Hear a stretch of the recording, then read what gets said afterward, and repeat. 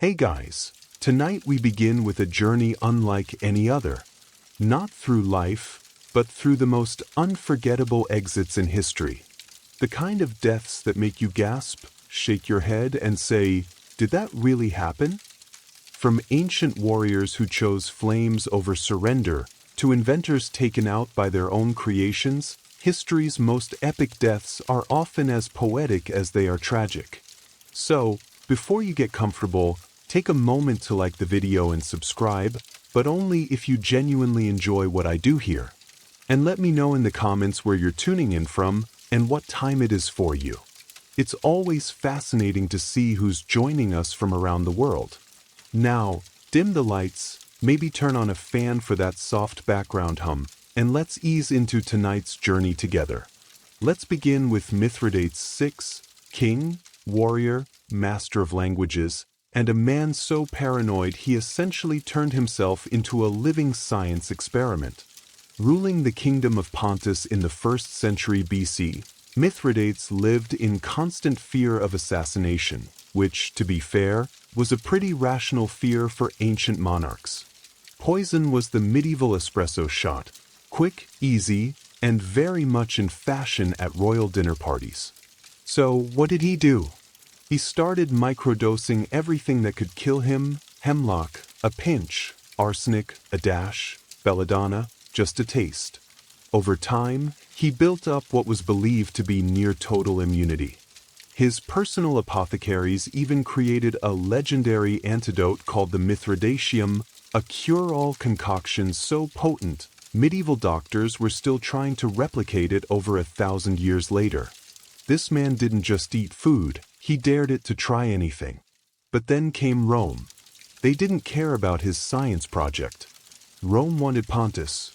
And after a series of bloody conflicts, Mithridates found himself cornered, betrayed, surrounded, and facing capture. The proud king decided he wouldn't give his enemies the satisfaction of parading him through the streets of Rome in chains.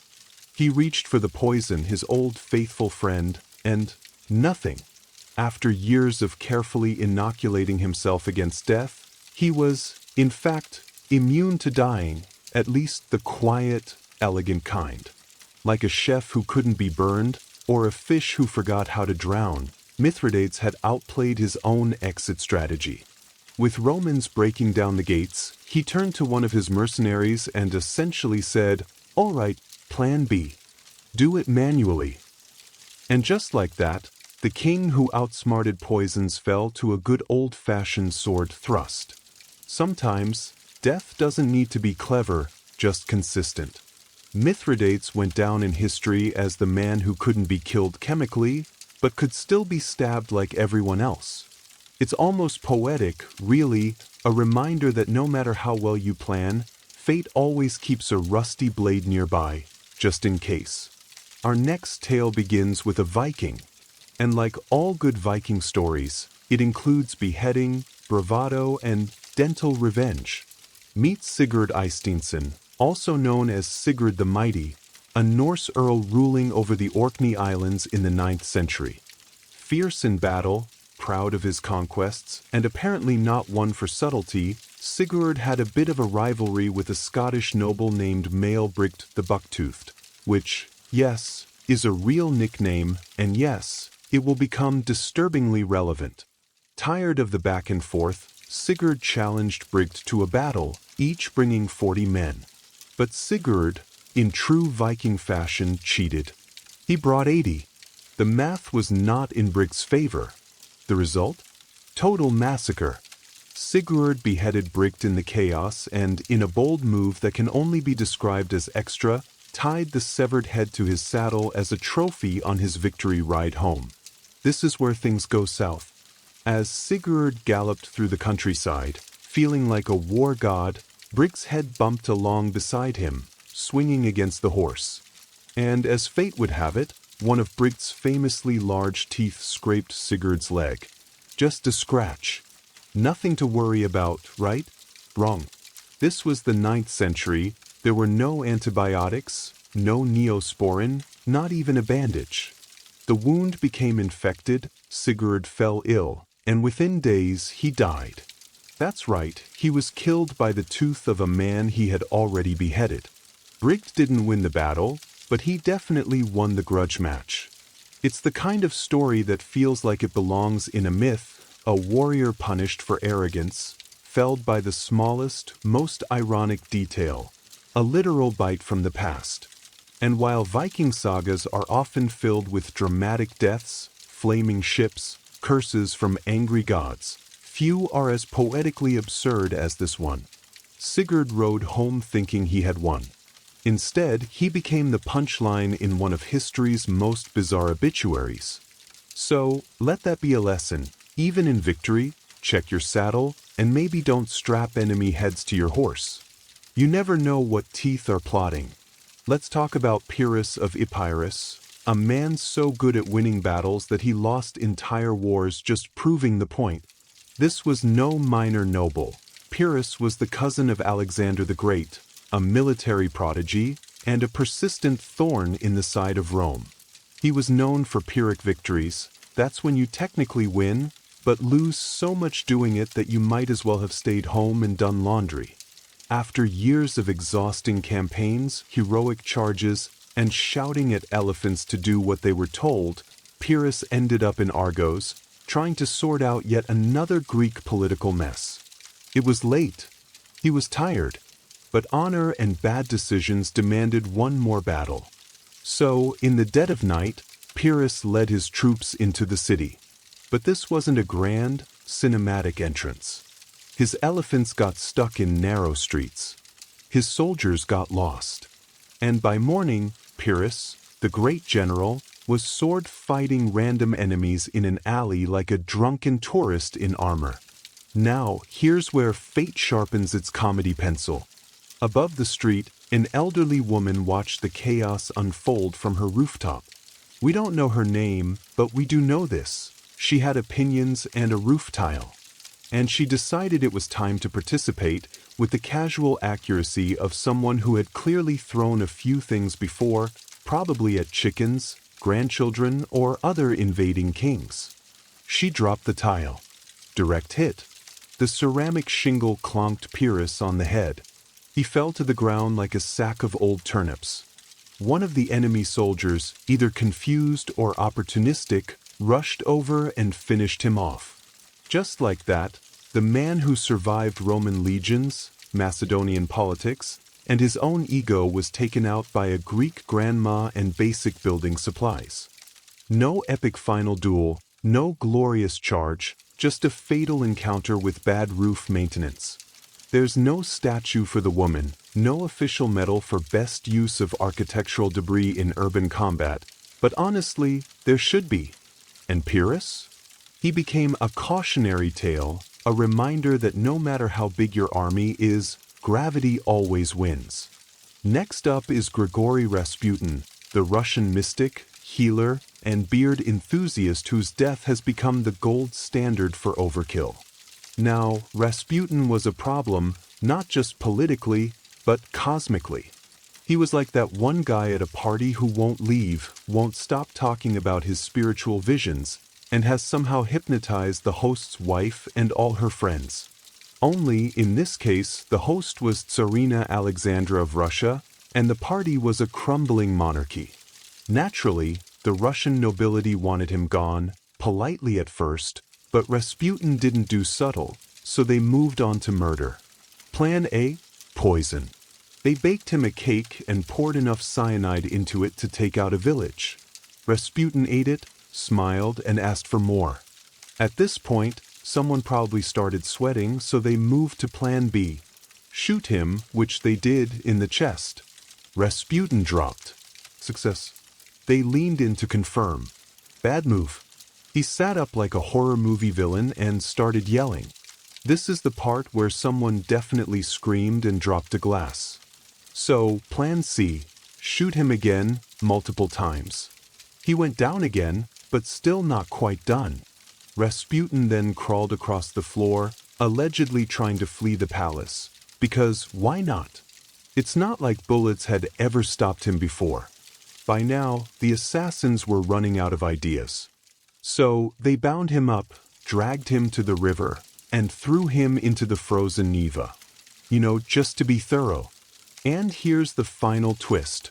When his body was found downstream, his hands were reportedly clawing at the ice, which implies he was still alive underwater, trying to escape, because, of course, he was. It took poison, gunfire, blunt force trauma, and drowning to finally end Rasputin. If they tried stabbing him with garlic or driving a stake through his heart, no one would have even blinked. So, what do we learn here?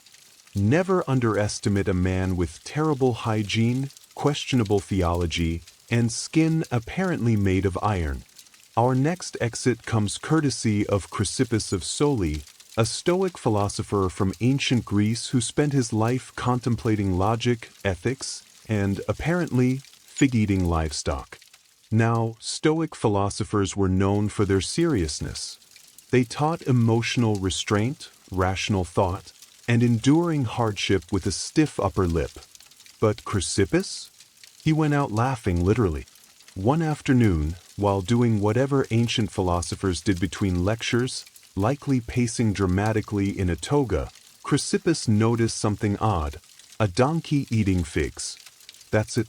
That's the scene. But Chrysippus, clearly in a mood, turned to a servant and said, "Give that donkey a drink of wine to wash down the figs." And that's when it happened. He began to laugh, and he didn't stop, not a polite chuckle, not a philosopher's smirk, but a full-blown, chest-rattling, wheezing, gasping, tears-in-the-eyes laughing fit that ended in death. Yes, the man who could lecture for hours about the nature of the universe died because he thought a donkey eating fruit and sipping wine was too funny to live through. To be clear, this wasn't the first time ancient Greek philosophers died in bizarre ways. One supposedly choked on a fig, another fell into a well while stargazing. But Chrysippus truly committed to the bit. Imagine the scene: scholars gathered around, ready for another lesson in virtue, only to find their teacher sprawled on the floor, still smiling, possibly mid-giggle. Not exactly the legacy Plato had in mind. There's something beautifully ironic about a Stoic, someone whose entire life was about controlling emotion, being undone by a single punchline. It's like if a fire safety instructor went out juggling matches near a curtain. And what a legacy! People might forget your theories on metaphysics, but the guy who died laughing at his own donkey joke, that'll be passed down for centuries. Some say laughter is the best medicine. In this case, it was definitely not. Let us now meet Franz Reichelt, a man of vision, a man of ambition, a man who thought, why should only birds have all the fun? Franz was an Austrian-born tailor living in Paris in the early 20th century. But he didn't just sew suits, he wanted to sew history. His idea? A wearable parachute. That's right, Franz dreamed of designing a coat that could transform into wings. Fashion meets aviation. Early aviation was still a mess at this point, with planes that looked like flying kites and crashes being more common than landings. So, Franz figured, if pilots had to go down, at least they could glide down in style. After many attempts, tests, and prototypes, most of which ended with crash dummies plummeting into the ground, Franz was ready. Or at least he thought he was.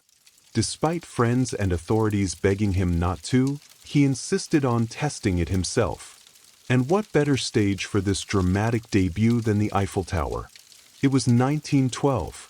Franz arrived in full media flair, proudly wearing his flying coat. Reporters gathered, cameras rolled, even police were there, mostly hoping to stop him, but also somewhat curious. He climbed the tower, waved to the crowd, and stood on the ledge. And then he jumped. The parachute? It didn't open. Not even a little. Franz fell straight down like a tailor-shaped brick and hit the ground at roughly, we don't measure speed in pain, miles per hour. He died instantly, leaving behind a crater, a twisted coat, and an uncomfortable silence among the spectators. It would have been a tragic end if it weren't also so perfectly ironic, a man who tried to make falling safe by falling. He went out doing what he loved, inventing. Unfortunately, his final prototype also served as his final moment.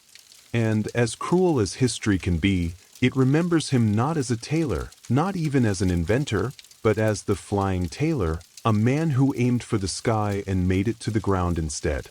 If you thought being a Roman emperor meant eternal glory, flowing togas, and grapes served on silver platters, let me introduce you to Valerian, the only Roman emperor who got captured in battle and then turned into furniture.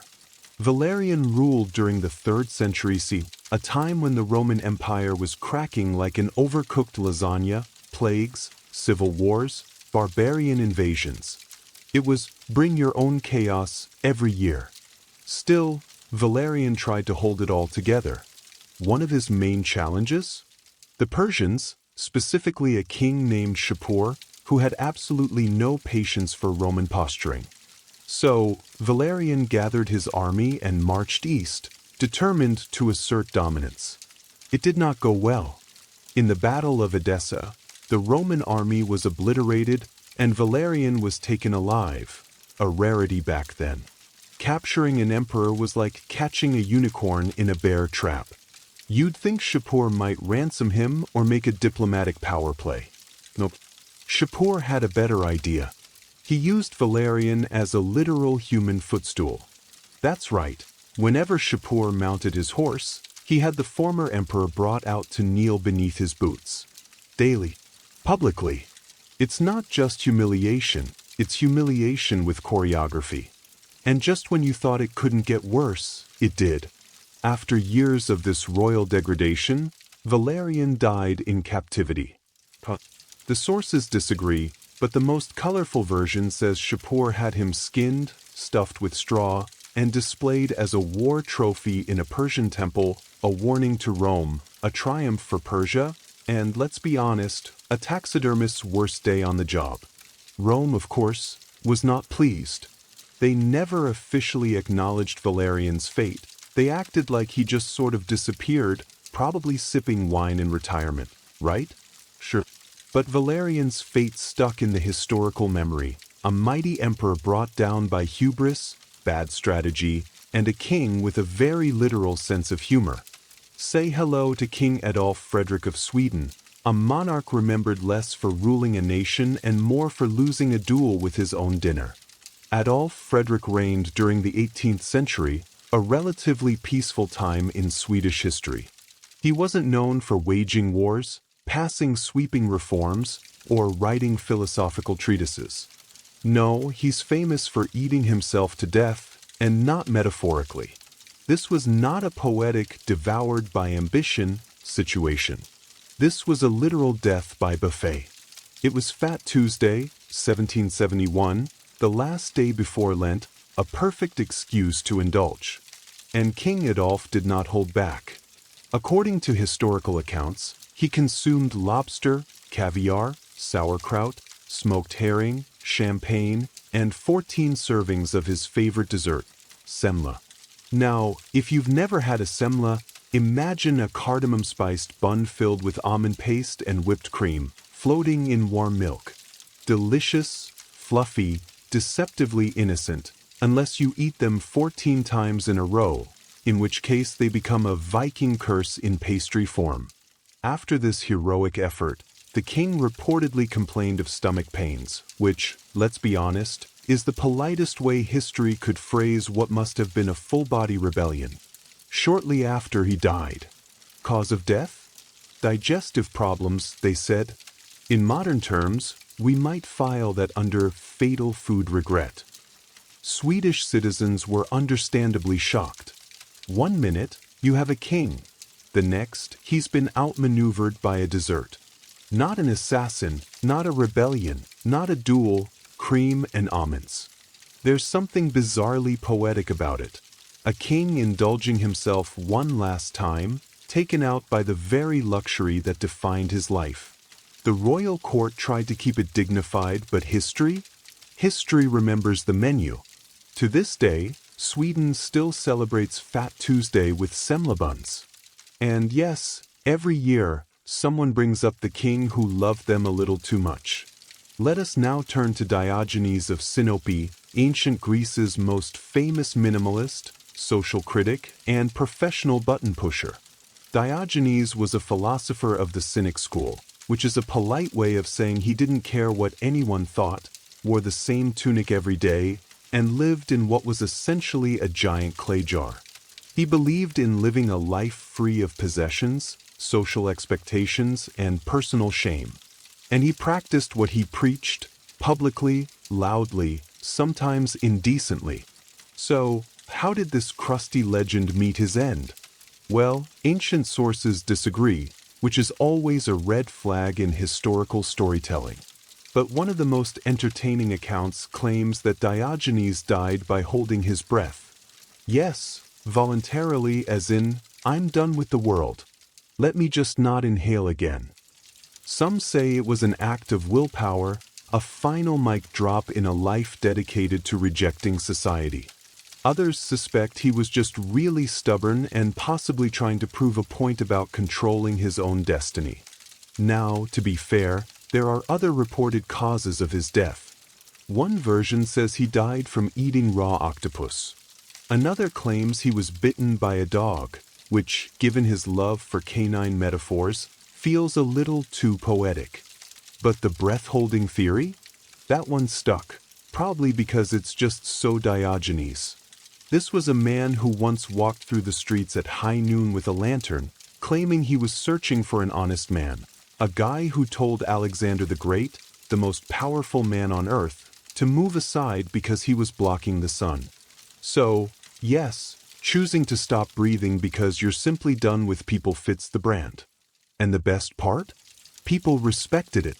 The same society he mocked, challenged, and rejected ended up honoring him with a public tomb. Turns out, being a curmudgeon with excellent one-liners gets you remembered. Diogenes died the way he lived, dramatically, weirdly, and completely on his own terms. Now, we come to Marcus Licinius Crassus, a man so wealthy he made other Roman millionaires feel like part-time pottery vendors. Crassus wasn't just rich, he was obscenely rich. He owned silver mines, real estate, slaves, fire brigades. Yes, fire brigades, which he sent to burning buildings and offered to help if you sold him the property first. Real estate shark, Roman edition. But he wanted more, not just gold, but glory. He'd already made money. Now he wanted to be remembered like Caesar or Pompey, the kind of man who conquered something larger than a tax loophole. So, in 53 BC, Crassus decided to invade Parthia, Rome's wealthy eastern neighbor. Think of it as Rome's version of, "Hold my wine, I got this." It was a disaster. He underestimated the Parthians, who had terrifying archers, expert cavalry, and very little interest in being conquered. Crassus walked his army deep into the desert and right into a trap. Thousands of Roman soldiers were massacred. His son was killed. Morale collapsed faster than a Roman aqueduct during budget cuts, and eventually Crassus was captured. Now, the Parthians knew who he was. They'd heard the legends, the richest man in Rome, a man obsessed with wealth, practically a walking coin purse. So, as a parting gift, they executed him by pouring molten gold down his throat. You read that correctly. The richest man in Rome died choking on liquid wealth. It was less an execution and more a performance piece, a brutal, theatrical message. You wanted gold? Here, take it all, the way to your lungs. Some say it's a myth, others say it's exaggerated.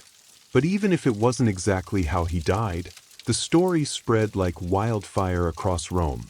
And that's the thing with history. Sometimes it prefers poetic justice over boring truth.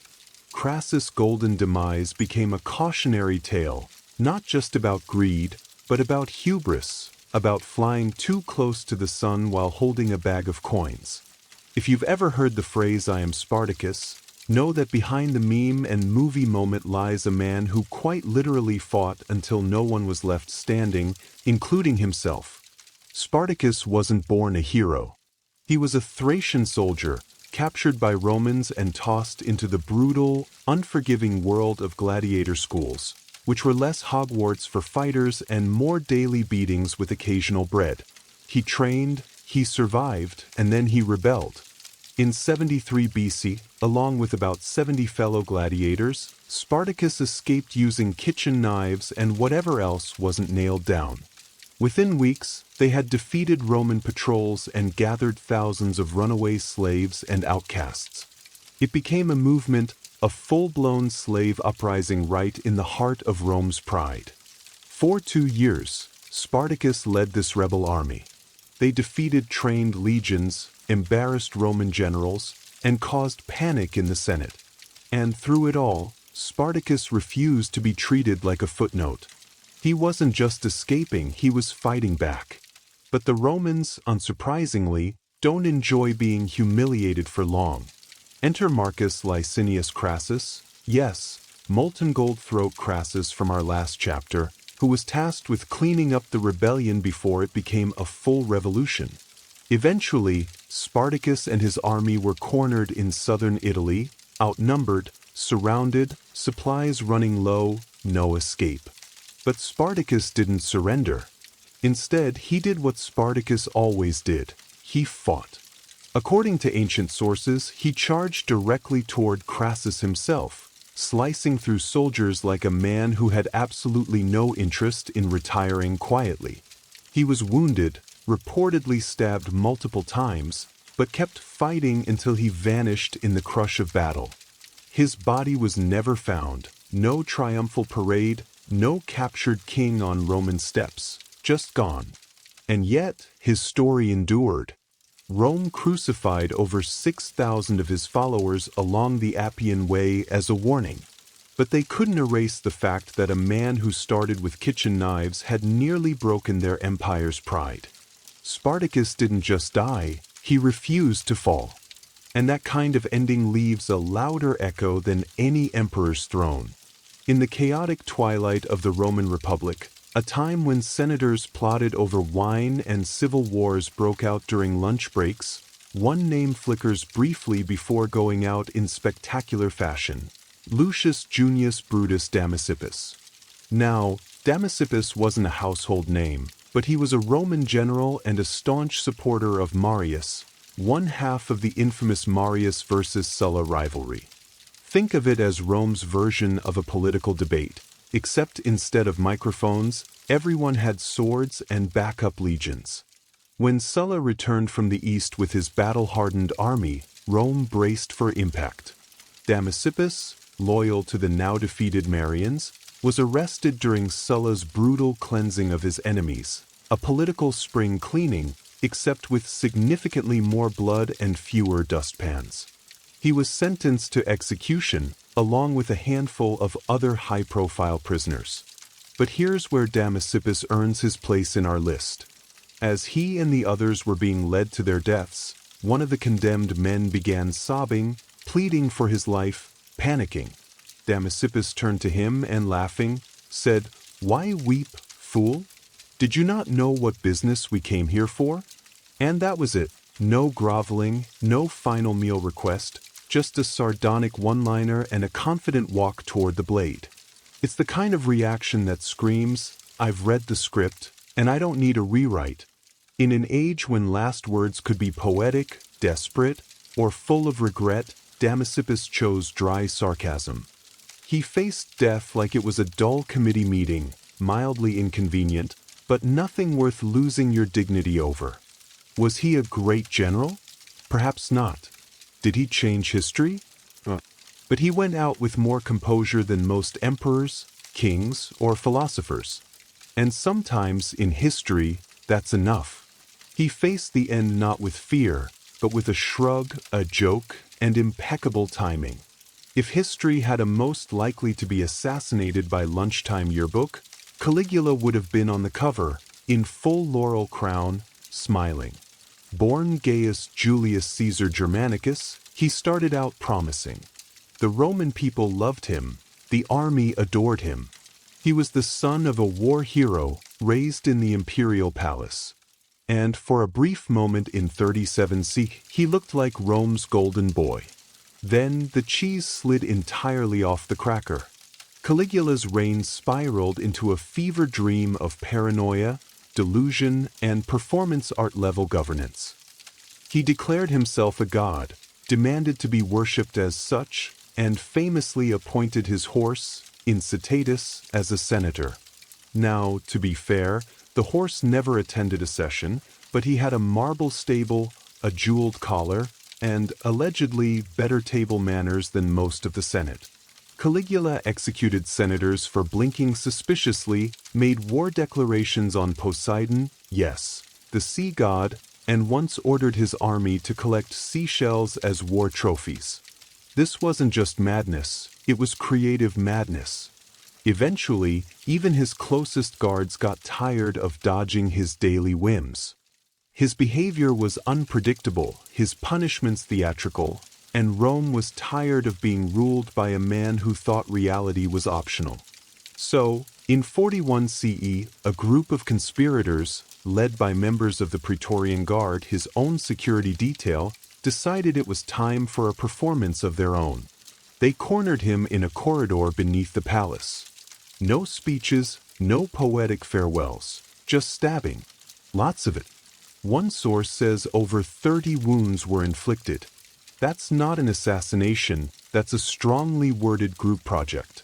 His body was dumped in a shallow grave, no honors, no state funeral, just the end of a man who once tried to replace statues of gods with statues of himself.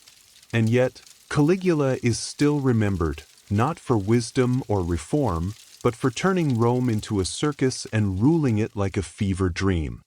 He died as dramatically as he lived, surrounded by blades, betrayed by his own, and probably thinking, my horse could have run this place better. And honestly, he might have been right. Few people in history have had a death as weirdly specific and wine-themed as George Plantagenet, Duke of Clarence. Now, if the name rings a bell, it's because George was smack in the middle of England's messiest family feud. The Wars of the Roses. Think of it as a 15th century version of Game of Thrones, except with more velvet hats and fewer dragons. George was the younger brother of King Edward IV and the older brother of Richard III. Yes, that Richard III. And, for a time, George was right in line for the throne. Unfortunately, George had two fatal flaws: ambition and a complete lack of self-preservation. He switched sides in the Civil War more than once, plotting rebellions, aligning with whoever looked strongest that week, and making enemies faster than a medieval tax collector. Eventually, King Edward, tired of George's constant backstabbing, sometimes literal, had him arrested for treason. Now, Edward faced a problem. How do you execute your own brother without making it look like a PR nightmare? Enter the weirdest royal death solution in English history. According to chroniclers, George was given a choice in how he'd like to die. And he supposedly picked being drowned in a barrel of Momsey wine. Let that sink in, not gallows, not axe, not even a respectable poisoning, a wine barrel, full of it, as if he wanted his obituary to read, died doing what he loved. Was this poetic, ironic, a joke that went too far? Historians still argue about whether it really happened or if it was a satirical flourish added later. But the image stuck, and, honestly, even if it's exaggerated, it feels like something Clarence would have requested: messy, extravagant, and mildly ridiculous. He was buried in Westminster Abbey, probably stone-cold sober by then, and largely forgotten, except for the rather splashy nature of his demise. So, if you ever feel like your family has drama, just remember, at least no one's been accused of treason, sentenced to death by wine barrel, and turned into England's most drinkable cautionary tale. Now, that's a vintage ending. To close out our journey of legendary exits, we arrive at a tale that proves brilliance is no defense against bad timing: the death of Archimedes, the greatest mind of ancient Greece, tragically felled by a guy who did not care about geometry.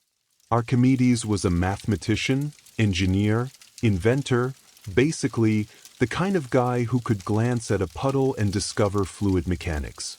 He invented levers, pulleys, war machines, and once reportedly defended the city of Syracuse with giant mirrors that reflected sunlight to set Roman ships on fire. Whether or not that last bit is true, the man was undeniably sharp. Unfortunately, what he wasn't was social. In 212 BC, the Romans finally captured Syracuse after a long and brutal siege. Soldiers poured into the city, looting, shouting, searching for enemies. And there, on the ground, bent over a diagram in the sand, was Archimedes. He was sketching, deep in thought, probably working out some eternal truth about spirals or catapults or how many camels it takes to fill a bath. A Roman soldier approached. Now, most people, upon seeing a man with a sword, might stand up, greet him, maybe say, "Please don't kill me." But not Archimedes. Legend says he simply looked up and said, "Do not disturb my circles." That was it, no plea, no introduction, just a firm boundary about his geometry. The soldier, either offended, confused, or simply not a fan of math, killed him on the spot, a casual, almost bureaucratic end to one of the greatest minds in history. When the Roman general Marcellus found out, he was furious. He'd given strict orders that Archimedes be spared. The man was too valuable, too brilliant to waste. But alas, brilliance is no match for a confused foot soldier and a bad attitude. There's a strange poetry in it. Archimedes, the man who calculated the volume of irregular shapes and invented the screw pump, felled not by a rival genius, but by someone who probably didn't even know what a hypotenuse was. And so, one of history's brightest lights was snuffed out mid-equation. Let that be a lesson. If you're working on a big idea, maybe look up once in a while, especially during an invasion. Being royalty came with a lot of perks, velvet robes, bottomless feasts, a private choir or two. But as King Henry I of France learned in the 11th century, it didn't come with back support. Now, Henry wasn't particularly wild. He didn't ride into battle bare-chested or throw orgies in the throne room. He was a relatively steady ruler, which, in medieval Europe, made him practically a unicorn. He reigned from 1031 to 1060, dealt with some standard rebellions, raised a family, built a church here and there, nothing too flashy. But he will forever be remembered, not for what he ruled, but for how he left. The story goes that one day, after sitting for a long time, perhaps in prayer, or more likely just after a really long royal meeting, King Henry stood up too quickly. And that was it. He collapsed. Possibly a stroke, possibly an aneurysm, possibly just gravity asserting dominance. Whatever it was, he died shortly afterward. To be fair, medicine in the 11th century wasn't exactly known for its diagnostic accuracy. The local physician probably waved some herbs over his chest, muttered something about bad humors, and recommended immediate bleeding. Spoiler, it didn't work. And thus, the King of France became one of the first recorded victims of what modern science might call orthostatic hypotension, that weird head rush you get when you stand up too fast and suddenly see stars. Only, in his case, it wasn't just dizziness, it was the end credits. Now, you might think that dying after standing up is a little too anticlimactic for a king. But consider the symbolism. A man who ruled for decades, made it through wars, plots, and plague, brought down by a swift change in posture. It's like history whispering, even kings aren't safe from leg cramps. In medieval Japan, where honor was often measured in sword strokes and dramatic exits, Sesshu chose a quieter legacy, one made of ink, silence, and extraordinary patience. Born in 1420, Sesshu was raised in a temple, trained as a Zen monk, and, like most monks, expected to follow a life of meditation, humility, and sweeping floors. Except Sesshu had a problem. He loved to draw, constantly, obsessively, especially when he wasn't supposed to. There's even a famous story that, as a child, when punished and tied up for neglecting his duties, he used his toe to draw a mouse on the floor, so lifelike that the monks were reportedly startled. That's right, his detention doodles had jump scares. Sesshu later traveled to China to study ink painting at its source. He returned to Japan with a style so bold, fluid, and emotionally charged that it changed Japanese art forever. Landscapes that looked like they were breathed onto the page, mountains that seemed to hover in mist, trees with more personality than most dinner guests. He grew old painting nature and emptiness, classic Zen themes. But, unlike the samurai of his age, who often died dramatically in battle or ritual suicide, Sesshu simply kept painting. And when his time came, he faced death as he faced life, with a brush in hand. Legend says that, as he lay dying in 1506, Sesshu asked for ink and paper. His final act? A single, bold stroke, one last line on the page. Simple, intense, mysterious. No signature, no explanation, just a brushstroke to mark the exit, as if to say, this is enough. He didn't die in a sword fight. He didn't poison himself under a cherry tree. He simply painted until the end, and let the ink speak where words never could. A quiet death, but an epic one, if you understand what it means to leave behind a masterpiece in silence. So, next time life feels loud, remember Sesshu, sometimes the final word is just a line. If you've ever imagined a samurai death as noble, cinematic, and wrapped in cherry blossoms, Seigo Takamori is the man your imagination was borrowing from. Born in 1828, Seigo rose through the ranks as a brilliant warrior, statesman, and, eventually, a reluctant revolutionary. He helped lead the Meiji Restoration, which modernized Japan, abolished the feudal system, and, unfortunately, made samurai about as useful as a fax machine in a smartphone world. Many samurai adapted. Seigo did not.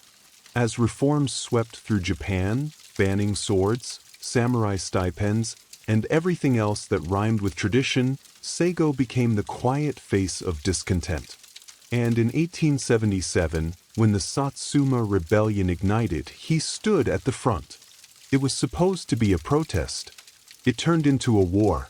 Seigo, with a few thousand die-hard warriors, marched against the imperial army, a force now armed with rifles, artillery, and significantly fewer nostalgic ideals. For months, they fought, outnumbered, outgunned, undeniably doomed. And still, Seigo refused to retreat.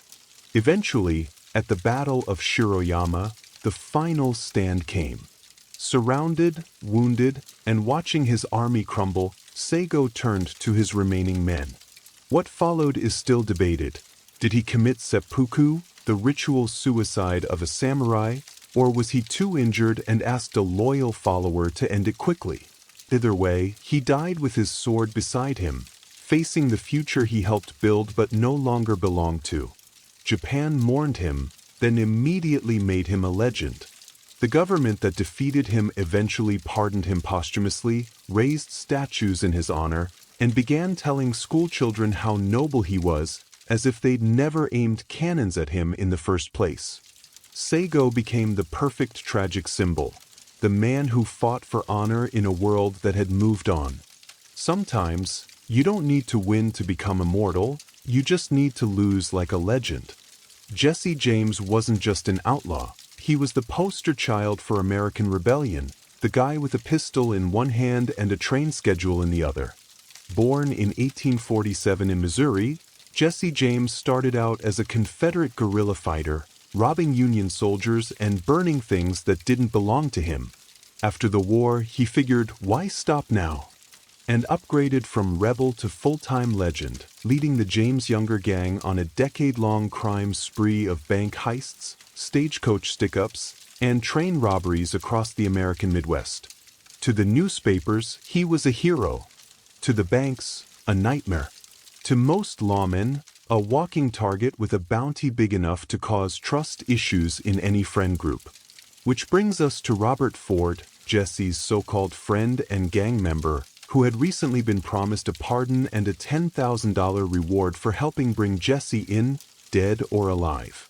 In April 1882, Jesse James was hiding out in St. Joseph, Missouri, living under an alias. Robert Ford and his brother were staying with him, like roommates, but with more loaded weapons and fewer boundaries. On the morning of April 3rd, Jesse took off his guns, rare, and stepped up on a chair to dust a framed picture on the wall. A domestic moment, a little too peaceful. Ford took out his revolver, aimed at Jesse's back, and shot him in the head, mid-sentence, mid-movement, mid-dusting. The legend of the Wild West fell from a chair with a household chore unfinished, which feels somehow both epic and incredibly mundane. Robert Ford expected to be hailed as a hero. Instead, he was widely despised. The public didn't love Jesse because he was good, they loved him because he was bold. And killing him like that? It wasn't brave, it was convenient. Jesse James died, not in a blaze of gunfire or a dramatic shootout, but in his socks, betrayed by a man drinking his coffee. Sometimes, history isn't a duel at high noon. Sometimes, it's just someone who turned their back and someone else who couldn't resist the reward. If you've never heard of Isambard Kingdom Brunel, just know this. He wore a top hat, built half of Victorian Britain, and had a name that sounded like it should come with its own locomotive. Born in 1806, Brunel was the kind of genius who sketched bridges during breakfast and casually redefined what an impossible project looked like. He built tunnels under rivers, suspension bridges over valleys, and trains that moved faster than common sense allowed. But his biggest dream? Ships. Big ones. Really big ones. In the mid-19th century, Brunel designed the SS Great Eastern, a steamship so massive it made other vessels look like bath toys. It was over 700 feet long, powered by both paddle wheels and a screw propeller, and designed to sail from England to Australia without refueling. It was also, unfortunately, cursed from the start. During its construction, workers died. Fires broke out. A launch attempt failed twice. One man was literally glued inside a hull panel for days before being rescued. The ship was so heavy it had to be launched sideways, which sounds cool until you realize it almost flattened a warehouse. Brunel, already suffering from stress, chain-smoking cigars like they were oxygen, had a stroke during all of this. And not just anywhere on the ship itself, while watching a demonstration of a new engine room feature. Some say the stress killed him. Others say it was the absurd weight of expectation. Either way, he died just days before the ship's maiden voyage in 1859. And here's the kicker. On that first journey, the ship exploded. A steam pipe ruptured. 6 people died. It survived the voyage, but the dream was already cracked. Brunel's death wasn't as theatrical as a battlefield or betrayal, but it was poetic. He was undone by his own brilliance, pushing the limits of what humanity could build and forgetting that physics and fate don't always cooperate. So, while most people are buried quietly, Brunel was effectively outlived by a floating skyscraper that nearly collapsed on top of his legacy. Still, his bridges stand, his tunnels hold, and the hat? Iconic. Sometimes, the most epic deaths happen when you dream a little too big, and reality doesn't blink. Cleopatra Selene II was born into a world ablaze with ambition, myth, and political warfare. Her mother was Cleopatra VII, last pharaoh of Egypt, who styled herself as the living goddess Isis. Her father was Mark Antony, Rome's famed general, a man torn between loyalty to the Republic and his love for Egypt's queen. From the moment of her birth in 40 BC, Selene was more than just a child. She was a symbol, a living promise that Egypt and Rome could rule together, not as rivals, but as partners. She was born in Alexandria, the city of wonders. Imagine growing up under marble colonnades and towering obelisks, where priests chanted in ancient tongues and philosophers argued under star maps. The Library of Alexandria was still breathing, the cult of Isis still powerful. Selene, along with her twin brother, Alexander Helios, received a royal education, Greek philosophy, Egyptian religion, Roman politics. She learned to walk a line few could even see. But, despite the incense and ceremony, she was also born into a political trap. Cleopatra and Antony had carved up the Eastern Mediterranean like a wedding cake, giving their children grand titles they had no real armies to back. Little Selene was crowned queen of Cyrene and Libya before she could even speak. Her name meant moon, twin to her brother's sun. But the moon would soon have to learn how to survive in darkness. Back in Rome, Octavian, later Augustus, watched all of this with cold calculation. Antony's alliance with Cleopatra was more than scandalous. It was treasonous.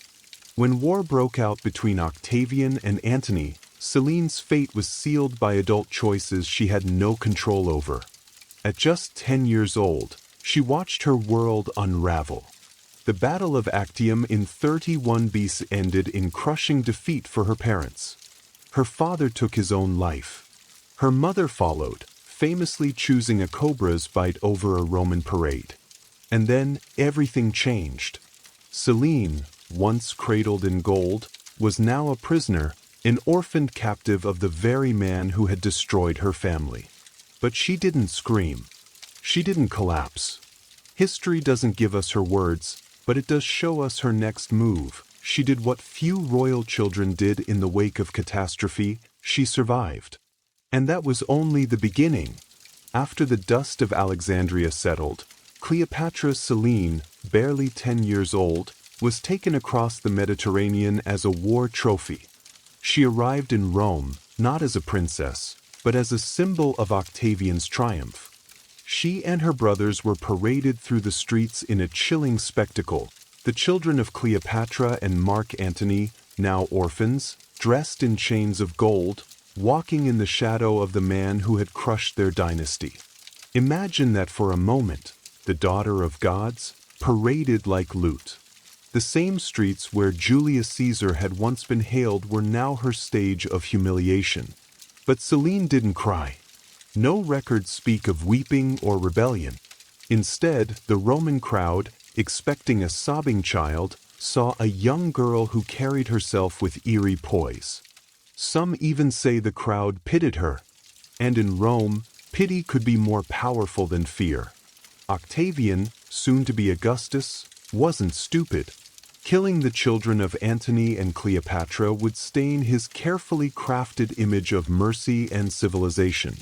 So he handed them over to his sister, Octavia, who also happened to be Antony's former wife. A cruel twist, certainly, but it turned out to be a blessing in disguise.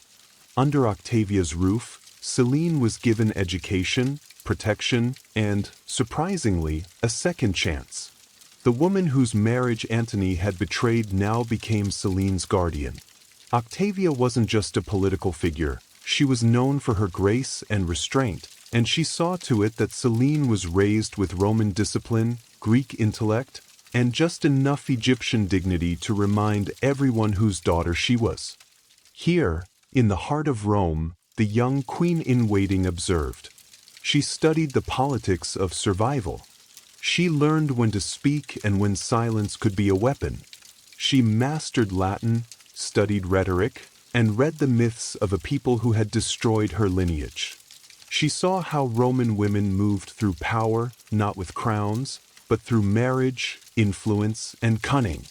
While her brothers faded into obscurity, Selene adapted.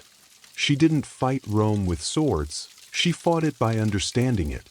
She learned that survival meant becoming indispensable to the system that once tried to erase her. In public, she was a ward, a Romanized princess. But behind those calculating eyes was a girl quietly plotting her return to the world stage, not in rebellion, but through something far more dangerous: marriage. Cleopatra Selene's transformation from captive to queen did not come by force. It came through strategy. As she entered her teenage years, Rome was reshaping the world in its image, and client kings were being installed like chess pieces across its vast empire. Augustus, ever the political puppet master, saw in Selene both a threat and an opportunity. So he made a calculated move. He married her off. Her husband was King Juba II of Mauritania, a scholar king raised in Rome himself. He was the son of a North African ruler who had sided with Julius Caesar, then lost everything when Caesar died. Like Selene, Juba had been paraded as a child captive and raised in the house of Octavia. He was intelligent, well-mannered, and Roman to the bone, in essence, a safe investment for Augustus, a king loyal to Rome but foreign enough to rule its distant provinces. The marriage was more than a union. It was a diplomatic masterpiece, two royal children of conquered empires, both brought to Rome as trophies, now paired together as rulers of a kingdom they didn't ask for. And yet it worked.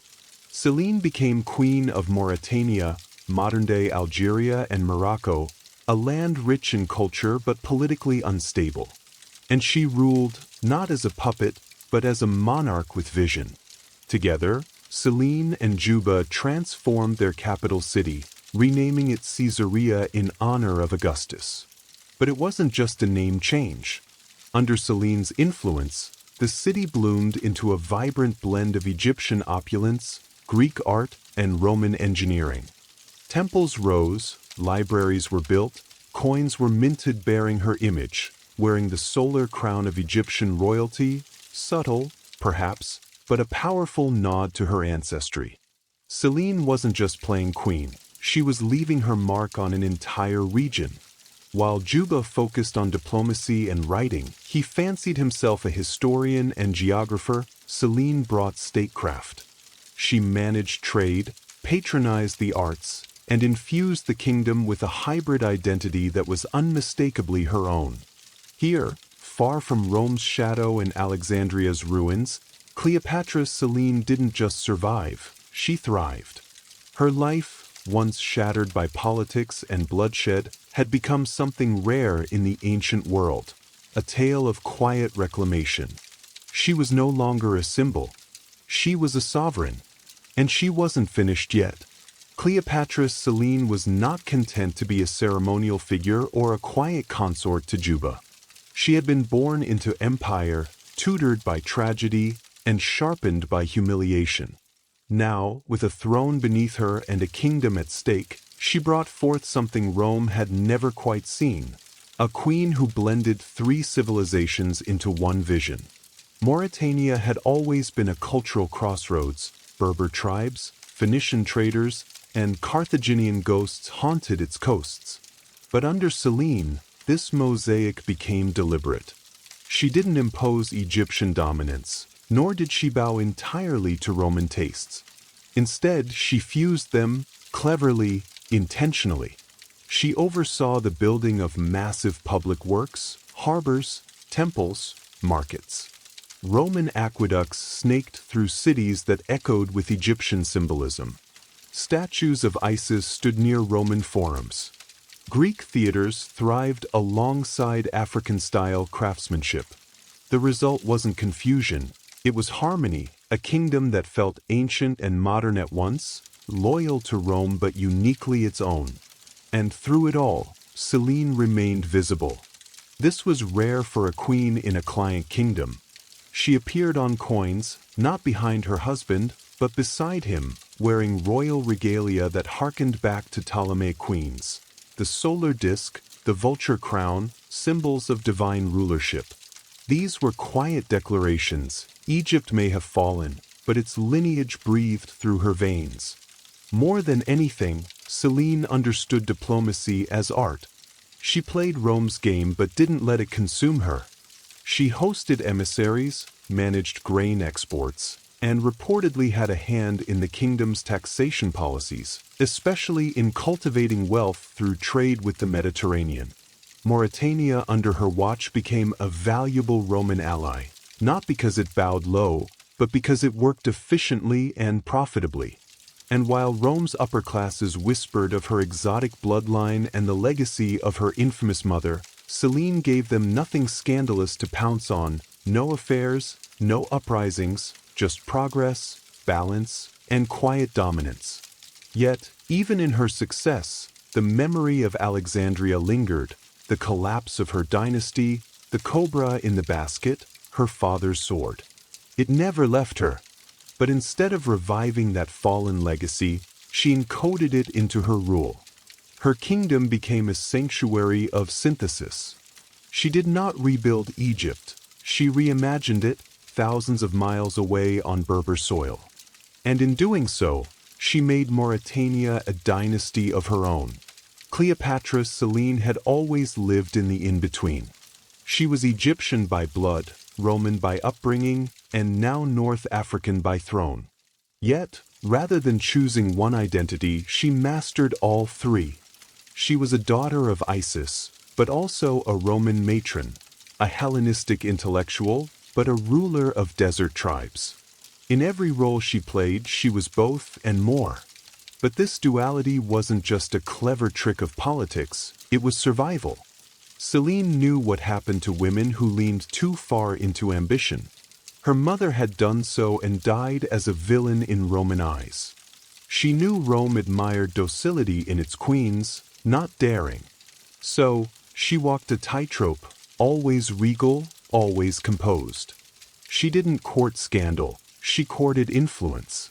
One of her sharpest tools was symbolism. On Mauritanian coins, her image was more than decorative. She revived the solar crown of the Egyptian pharaohs and paired it with Roman styles, laurel wreaths, togas, Latin inscriptions. These coins circulated across Africa and the Mediterranean, quietly reminding traders, nobles, and Roman officials alike: the blood of Cleopatra still ruled. And her influence went beyond aesthetics.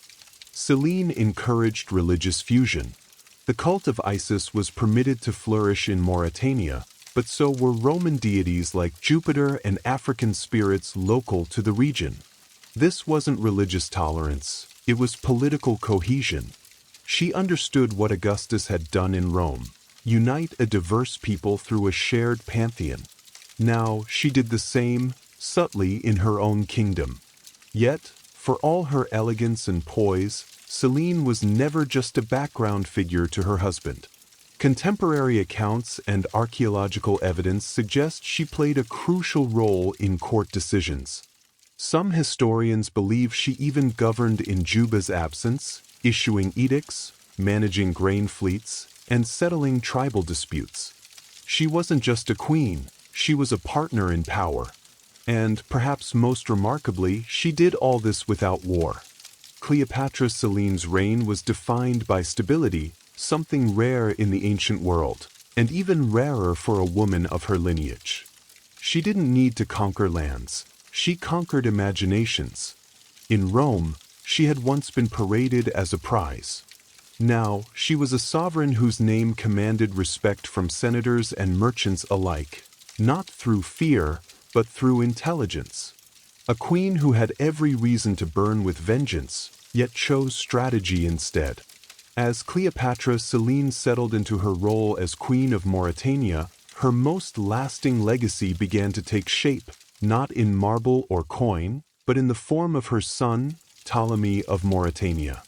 Born into this carefully balanced dynasty, Ptolemy was the final thread of a once glorious bloodline that stretched from Macedonian conquerors to Egyptian gods. Through him, Selene hoped to secure the continuity of everything she had rebuilt from ruin. She raised him, not merely as a prince, but as a living synthesis of empire. Ptolemy's education was elite, befitting someone with blood ties to both Julius Caesar and the Ptolemies. He learned Latin, law, Greek philosophy, and Egyptian religious customs. And most importantly, he learned diplomacy from the best possible teacher, his mother. Selene likely saw herself in the boy. Like her, he was born into a political chess game. Like her, he would have to survive in a world where lineage could be both a crown and a curse. But unlike her, Ptolemy had the benefit of stability, of growing up in a kingdom his mother had already molded into a sanctuary of balance.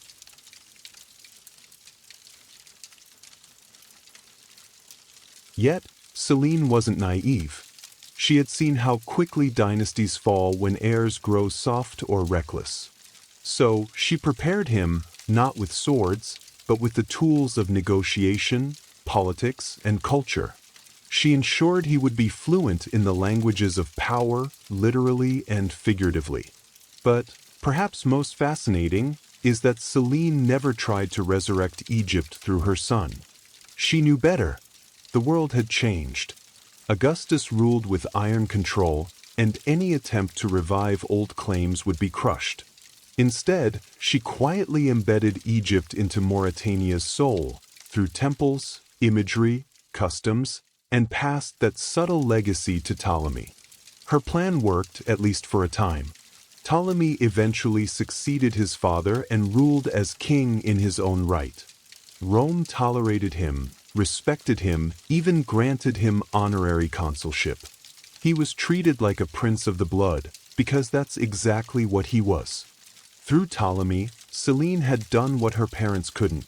She ensured the survival of their line without bloodshed. Her child wasn't a symbol of defeat, but of adaptation. And through him, her silent empire endured just a little longer. History often favors the loud, the conquerors, the revolutionaries, the mad emperors. But Cleopatra Selene left her legacy in whispers. No dramatic speeches survive. No scrolls filled with her philosophies. And yet, her fingerprints are everywhere, in the coins, the cities, the policies, and the quiet survival of a once-doomed dynasty. As she entered the later years of her reign, Selene faded from Roman records. Some historians interpret this silence as political erasure. Others believe it was by her design. After all, visibility in Rome came with a price, especially for a woman with her ancestry. Perhaps she preferred to rule from the shadows, effective, invisible, and untouched by scandal.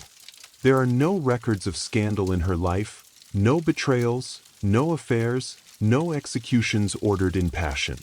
That, in itself, is remarkable.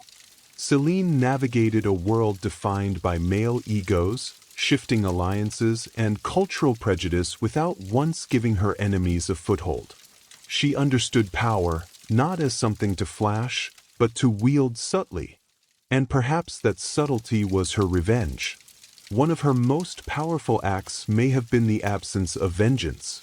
Unlike her mother, she never sought to reclaim Egypt.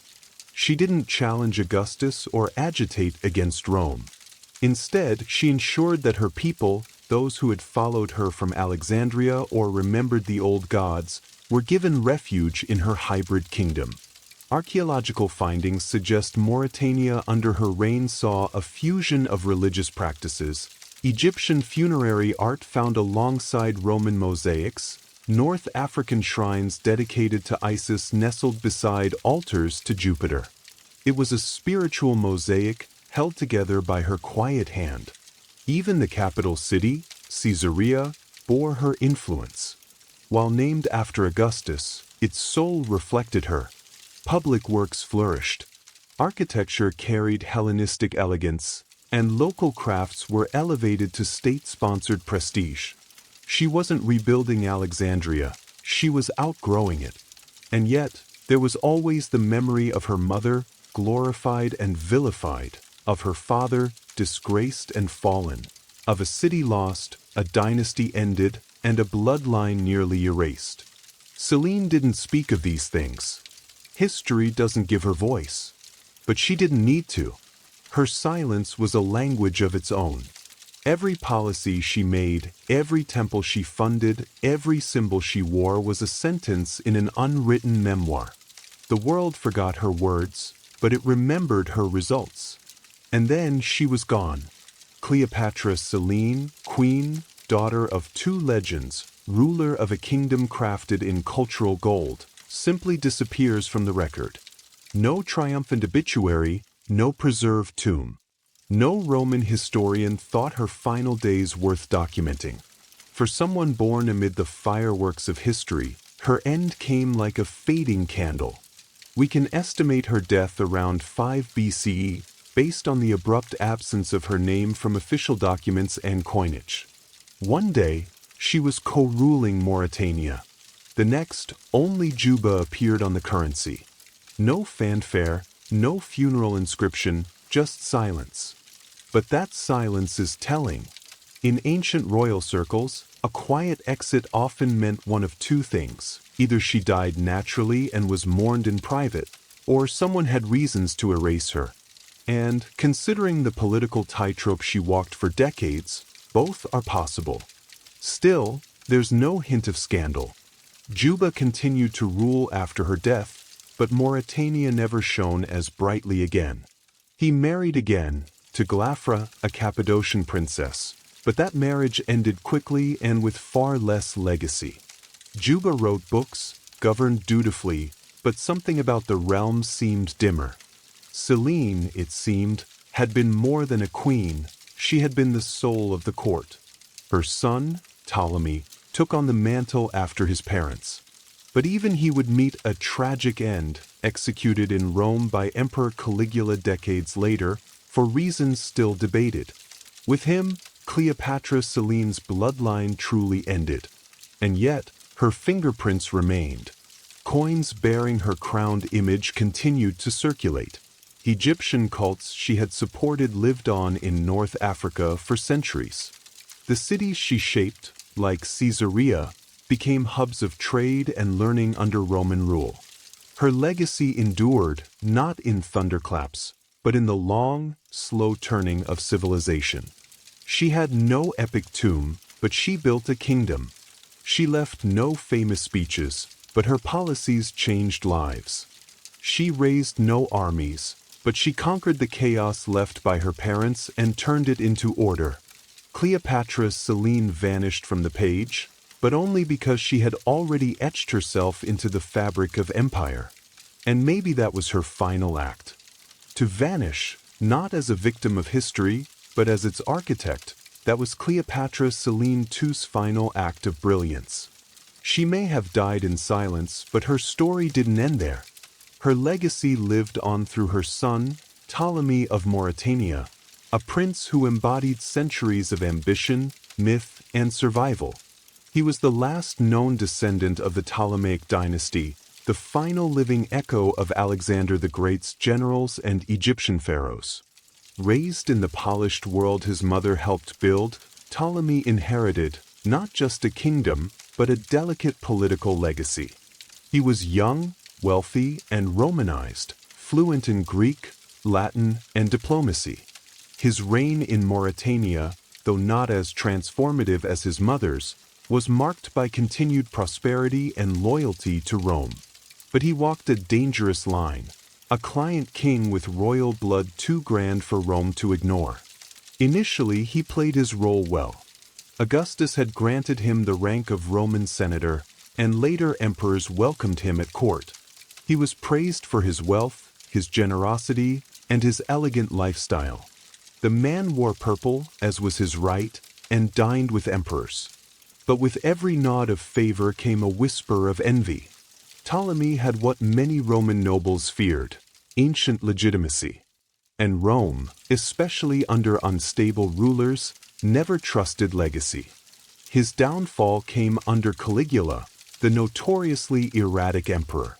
Ptolemy visited Rome around 40 CE, reportedly dressed in regal splendor, perhaps too much for Caligula's fragile ego. According to ancient sources, Caligula declared, "There is only room for one king in Rome." Soon after, Ptolemy was executed, no trial, no war, just sudden erasure. With his death, the dynasty of Cleopatra, of Alexander, of Isis herself, was finally extinguished. The bloodline that once ruled the most learned city on earth ended, not with a battle or rebellion, but with a paranoid emperor's whim. But Ptolemy's death, like his mother's, didn't erase their influence. Mauritania was annexed and reorganized into a Roman province, but it carried the blueprints Selene had drawn: cities, temples, hybrid traditions. Even in death, she shaped the land. And though Rome tried to bury the dynasty, it never quite succeeded. The Ptolemies became myth. Cleopatra's Selene, once paraded as a spoil of war, had outlived her enemies through legacy, culture, and her son's brief but glittering flame. The last Ptolemy fell, but the world he inherited still bore her name, her symbols, and her silent strength. Before the age of printed books, before the ink-drenched scrolls of Alexandria, there was clay, cold, heavy, and oddly eternal. And atop that clay, scratched in uniform rows, sat the earliest known library in human history, built by a king who wanted to be remembered, not for conquest, but for knowledge. Welcome to Nineveh. The year is around 650 BCE. The king is Ashurbanipal, ruler of the Neo-Assyrian Empire and self-proclaimed king of the world. But unlike most rulers of his time, Ashurbanipal wasn't satisfied with temples and war trophies. He wanted something more profound, a vault for all human wisdom. In the heart of his palace complex, he ordered the creation of a massive repository of knowledge.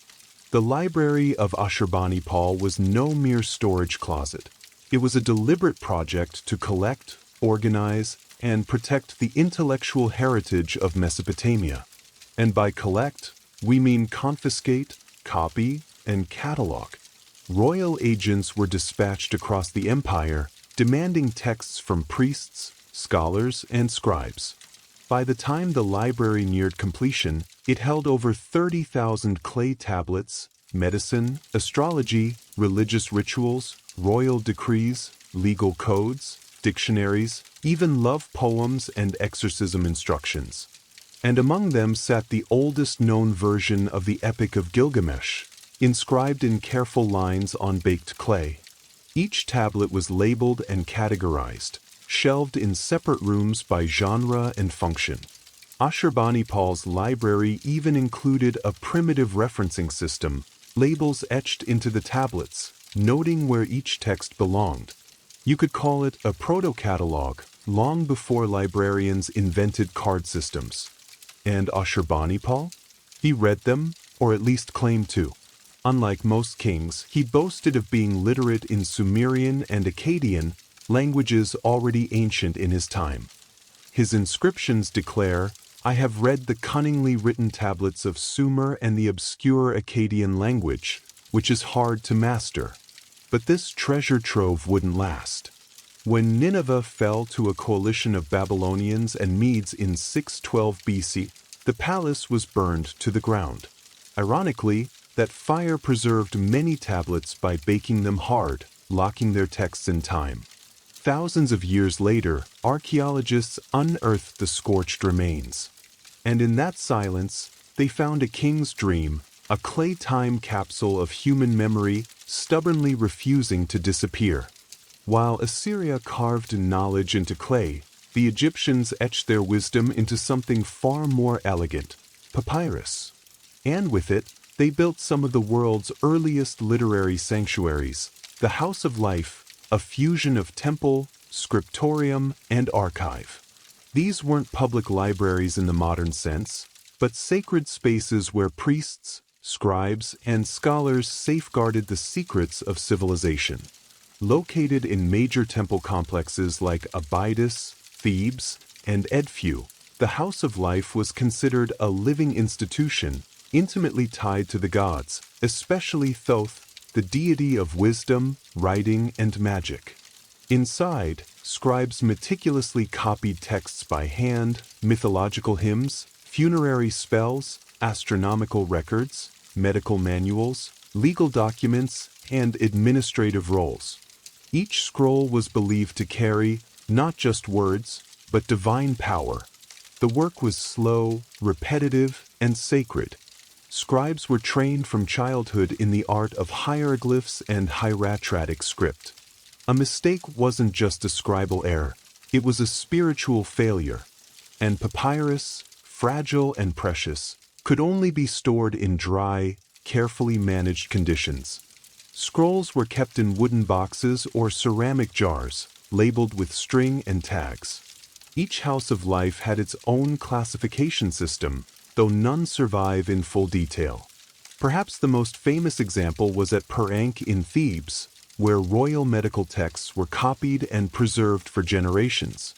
It's likely where the Ebers Papyrus, an ancient Egyptian medical treatise filled with remedies, incantations, and surgical guidance, was produced and transmitted. But access to these libraries was highly restricted. They were not places of public enlightenment, but elite workshops for priests and royal advisors. Knowledge in Egypt was power, and power was guarded jealously. What you knew could determine your social rank, your religious role, or your fate in the afterlife, especially when your knowledge included spells from the Book of the Dead. And yet, these institutions served as bridges, linking one generation of scribes to the next, preserving Egypt's cultural identity through conquest, drought, and dynastic change. When invaders came, Persians, Greeks, Romans, the houses of life faded. Their scrolls vanished, burned, or rotted, but fragments survive, in tombs, buried with mummies, or scattered through trade. Whispered in ink on brittle papyrus, ancient Egypt's wisdom didn't vanish entirely. It just slipped between the cracks of history, waiting to be unrolled. Long before modern catalogs, Babylon had its own information empire, one built on bricks, stars, and divine order. While Ashurbanipal's library was the most famous, Babylon's own centers of learning stretched across temples, ziggurats, and royal courts. Here, libraries weren't just collections of texts, they were cosmological blueprints, storing the secrets of gods, calendars, and kings. At the heart of Babylon's scholarly life were the temples of Esagila and Ezida, home to priest-scholars known as Umanu. These men weren't just scribes, they were mathematicians, astronomers, healers, and astrologers. And their libraries were compact, durable, and incredibly specific, clay tablets filled with lists, omens, rituals, and calculations, carefully stacked in clay jars or pigeonholed into walls like ancient filing cabinets. One of the most remarkable Babylonian contributions was the Enuma Anu Enlil, a vast collection of celestial omens. It recorded thousands of years of star and planet observations, linked with predictions about war, plague, or prosperity. These texts weren't simply academic. They were consulted before royal decisions, battles, and even coronations. In a world ruled by signs, these tablets were oracles. And Babylon didn't stop with astronomy. Their libraries contained mathematical texts that demonstrate complex geometry and early algebra. The Plimpton 322, for instance, contains trigonometric calculations that predate Greek mathematics by over 1,000 years. To modern scholars, it reads like the rough draft of a calculus textbook. Babylonian scribes used a system of colophons, tiny notes at the end of tablets that listed the scribe's name, the source, and sometimes warnings against stealing or misusing the knowledge. These weren't just records, they were intellectual property claims in the ancient world. But as Babylon passed from one conqueror to another, Hittites, Persians, Greeks, the libraries fell into decline. Many tablets were looted or broken, their fragments scattered in layers of rubble beneath centuries of dust. The dry climate preserved some, but most were buried and forgotten. Until 19th century excavations unearthed thousands of them, even broken, these tablets spoke. In pieces no bigger than a palm, they held recipes, laws, spells, and the motions of stars. They proved that, long before Aristotle or Euclid, the people of Mesopotamia had built a knowledge system, both practical and poetic. Babylon's shelves may have crumbled, but its clay voices still whisper from the ruins. If knowledge had a capital in the ancient world, it was Alexandria. Founded by Alexander the Great and ruled by his successors, the Ptolemies, this Egyptian Greek city became the beacon of ancient scholarship. and its heart was the Great Library of Alexandria. Built in the 3rd century BCE within the temple complex known as the Mausoleum, a sanctuary for the Muses, the Library of Alexandria was more than a building. It was a dream, to collect every book, scroll, and scrap of knowledge the world had to offer. It wasn't a quiet room for local scholars. It was an intellectual empire. Under kings like Ptolemy I Soter and Ptolemy II Philadelphus, agents were sent across the Mediterranean to buy or copy scrolls from every port. Ships that docked in Alexandria were searched, and any scrolls on board were seized, copied, and stored. Even foreign works, Hebrew scriptures, Indian treatises, Babylonian astronomy, were translated into Greek. Estimates suggest the library may have held between 400,000 and 700,000 scrolls.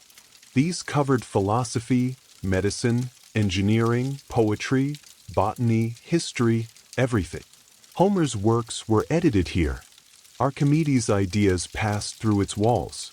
Even Eratosthenes, the librarian, used it to calculate the Earth's circumference with remarkable accuracy. The library wasn't just about collection, it was about correction. Scholars here compared versions of texts, identified errors, and created the earliest critical editions. They preserved the best and questioned the rest. But Alexandria's brilliance also made it fragile. Fires, wars, and politics chipped away at its scroll-stuffed shelves. The first major blow may have come in 48 BCE, when Julius Caesar's forces, trapped in Alexandria's harbor, set fire to enemy ships and accidentally ignited parts of the library complex. Later, as the Roman Empire solidified, Alexandria became a battleground of ideologies, pagan, Christian, Gnostic, and its library suffered. By the time of the Muslim conquest in 642 CE, it's unclear what remained. Some sources claim Caliph Umar ordered its destruction, saying, if the books agree with the Quran, they're redundant. If not, they're heretical. But historians debate whether the library had already vanished centuries before. What's certain is this: the Great Library is gone. Not a single scroll survives. And yet, its legend persists, proof that the idea of a universal library was too powerful to burn completely. Alexandria became a symbol of what humanity once had, and, tragically, what it lost. While Alexandria basked in fame, another city was quietly building a rival library, one that would challenge its dominance and revolutionize the very material of writing. That city was Pergamon, located in what is now modern-day Turkey. Under the rule of the Attalid dynasty in the 3rd and 2nd centuries BC, Pergamon became a cultural powerhouse. And at its center stood the Library of Pergamon. Founded by King Eumenes II, the library was said to house over 200,000 scrolls, making it second only to Alexandria. But it wasn't just about the numbers. Pergamon emphasized quality, carefully curated texts, pristine organization, and a scholarly environment that nurtured philosophical thought, medical advancement, and historical documentation. And it had one critical advantage: parchment. Legend has it that when the Ptolemies of Egypt heard of Pergamon's rise, they banned the export of papyrus to starve their rival of writing material. Pergamon responded by refining the use of animal skin, pergaminum, or parchment. This wasn't entirely new, but Pergamon scribes elevated it into a durable, reusable, and smoother surface, more resistant to moisture than papyrus. This technological leap changed everything. Scrolls became sturdier, longer-lasting, and eventually more portable. It was a pivotal moment in the evolution from scroll to codex, the precursor of the modern book. The Library of Pergamon wasn't just a depository, it was a scholarly hive. It attracted philosophers of the Stoic and Peripatetic schools and supported advances in medicine, including early surgical studies. Galen, one of antiquity's most famous physicians, was born in Pergamon and may have studied texts from the library itself. The competition between Pergamon and Alexandria created a kind of intellectual arms race. Scholars were lured with salaries, housing, and prestige. Rulers became patrons of erudition, and cities competed, not in war, but in wisdom. It was, for a brief time, a golden age of collection and conservation. Eventually, Pergamon scrolls would meet a strange fate. When Mark Antony married Cleopatra, he reportedly gifted Pergamon's library, scrolls and all, to Alexandria as a gesture of love.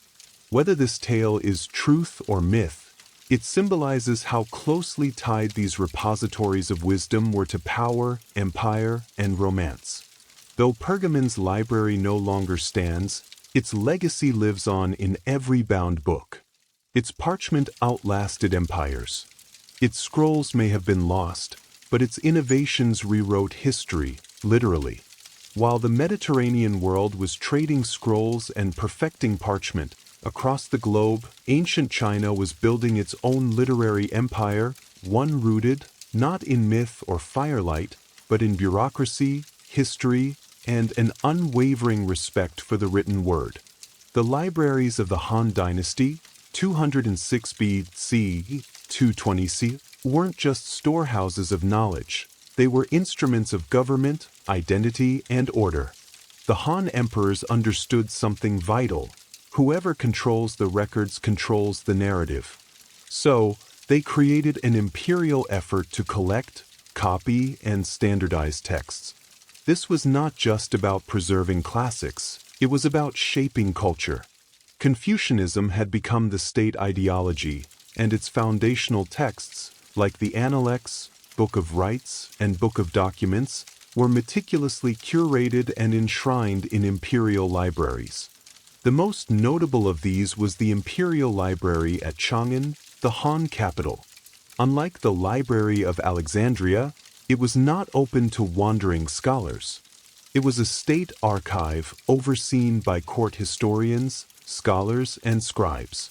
Within its walls were not only literary works, but also census records, astronomical observations, maps, legal codes, and genealogies. Every stroke of ink on bamboo strips or silk scrolls was backed by the weight of empire. One of the most influential librarians in history emerged from this system, Lu Xiang, a Han scholar tasked with organizing the imperial collection. He didn't just catalog books, he edited and annotated them, often deciding which versions of texts would survive. His son, Lu Xen, continued the work and developed one of the earliest classification systems, grouping texts into 6 major categories: classics, philosophy, poetry, warfare, medicine, and divination. These efforts were not without risk. During the preceding Qin dynasty, the infamous burning of books and burying of scholars had wiped out thousands of ancient works. The Han knew the stakes. Their libraries were an act of recovery, a cultural resurrection from ashes. But the format was fragile. Early texts were written on bamboo slips, tied together with string, vulnerable to fire, mold, and time. Others were inked onto silk, delicate and costly. Still, thanks to the Han, a great portion of China's classical heritage was salvaged. The imperial libraries were less mythologized than Alexandria, but, in practice, they may have preserved far more. In China, the pen didn't just rival the sword, it archived it. As Buddhism spread across Asia, so did something else: libraries. Temples became more than places of prayer. They evolved into archives of thought, havens of scholarship, and fortresses of fragile wisdom. From India to China, Tibet to Japan, the Buddhist world built repositories that treated books not as tools, but as sacred objects. The tradition began in India, where early Buddhist texts, sutras, were memorized orally by monks. But as the canon expanded, so did the need to write it down. Palm leaf manuscripts were inscribed in ink, tied with string, and wrapped in silk or cloth. The monasteries that housed these texts weren't just spiritual centers. They were the ancient world's safe houses for learning. In Nalanda, a massive monastic university founded in the 5th century CE, thousands of monks studied and copied texts on philosophy, logic, medicine, astronomy, and language. Nalanda's library was said to hold hundreds of thousands of volumes. According to tradition, it was divided into 3 buildings: Ratnasagara, Ocean of Jewels; Ratnadati, Sea of Jewels; and Ratnaranjika, Delight of Jewels, each housing increasingly rare and sacred works. Nalanda's library burned for months when it was destroyed by invading forces in the 12th century. The flames didn't just consume paper, they devoured generations of thought, debate, and spiritual insight. Meanwhile, in Tibet, Buddhist libraries took on an even more mystical role. Texts were often engraved onto wooden printing blocks or preserved in hand-copied manuscripts. Entire rooms were filled with the Kangyur, the Buddha's words, and the Tenjir, commentaries, wrapped in cloth and stored horizontally in shelves built into monastery walls. Each manuscript was a relic. To copy one was an act of devotion. In China and Japan, Buddhist libraries adopted local innovations. The invention of woodblock printing in China allowed for the mass production of sutras, and Japan's Ishimatara Temple became a hub for storing thousands of scrolls. Monks often buried sacred texts in stone containers, sutra mounds, to protect them from war or decay, believing the words would emerge again in a future, more enlightened age. In the Buddhist world, libraries weren't just places, they were acts of compassion. Preserving a text was preserving the Dharma. Shelves were altars. Ink was prayer. These sacred libraries may have been quiet, but their influence resonated across continents, carrying peace, logic, and enlightenment, one manuscript at a time. When we imagine ancient libraries, we often think of scrolls and parchment, temples and marble. But across the oceans, the civilizations of the Americas built libraries just as beautiful and largely destroyed before they could be studied. What we lost in the Maya, Aztec, and Inca libraries is not just text, it's an entire worldview. The Maya were among the most literate pre-Columbian cultures. They developed a complex writing system of glyphs, combining logograms and syllables, used to record astronomy, rituals, history, and cosmology. Their books, known as codices, were made from bark paper, covered in white lime, and folded like a screen. These codices were painted in vibrant colors, filled with precision and symbolism, and stored in temple vaults and royal libraries. At their peak, the Maya likely possessed hundreds, if not thousands, of codices. But when the Spanish arrived, most were declared heretical and burned by missionaries.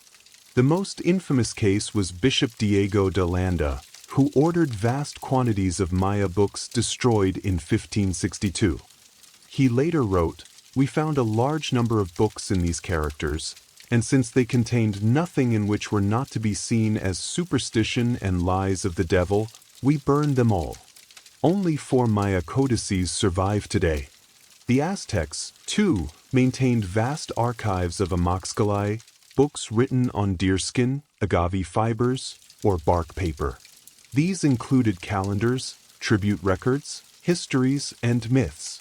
Scribes, known as tlaquillos, painted intricate glyphs and symbols using natural pigments, creating living documents that were part sacred, part administrative. These libraries were often housed in royal palaces and temple complexes.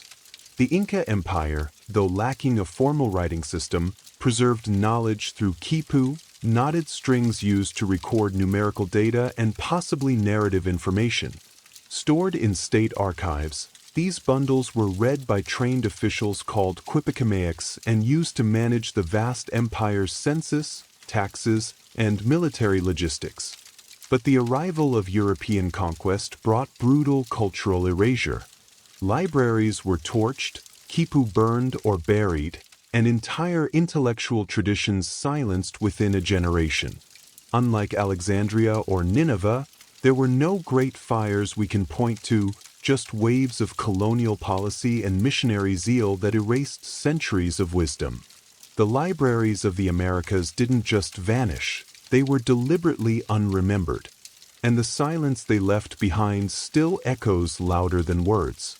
The story of ancient libraries is not just a tale of preservation, it's a tragic chronicle of loss.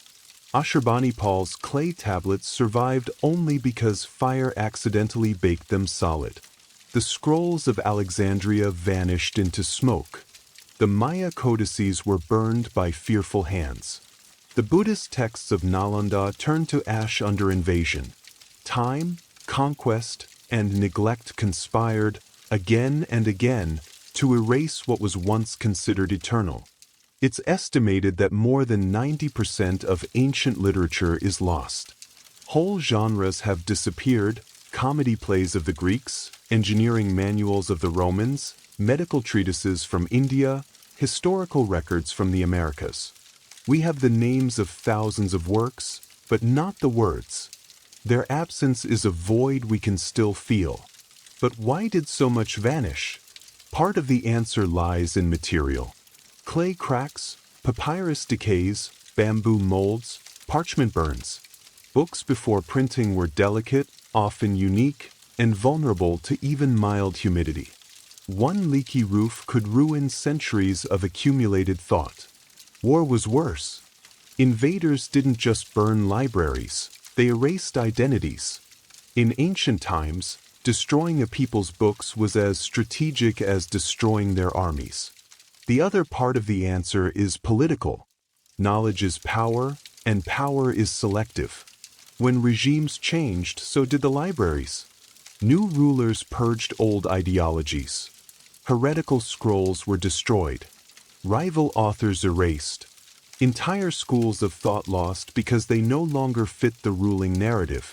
And yet, fragments remain: clay shards pulled from ruins, charred scrolls unrolled by modern technology, echoes of lost books quoted in surviving ones. A Roman historian referencing a vanished Greek poet. A Buddhist monk's copy of a manuscript that survived the burning of its original. A Maya glyph scratched into a temple wall no missionary ever found. These scraps are our link to the ancient mind. They remind us that knowledge is never truly safe, but also never entirely gone. Libraries may burn, but ideas migrate. They survive in translation, in memory, in adaptation. Today's digital archives, satellite backups, and global databases are our attempt to defy that long history of loss. But the lesson is still relevant. Preservation is not a one-time act. It's a responsibility. And every time we open a book, ancient or modern, we're helping ensure that memory, once nearly extinguished, continues to burn. Rapa Nui, better known to the outside world as Easter Island, sits in the middle of the South Pacific, over 2,000 miles from the nearest continental shore. Isolated, windswept, and hauntingly quiet, the island measures only about 63 square miles.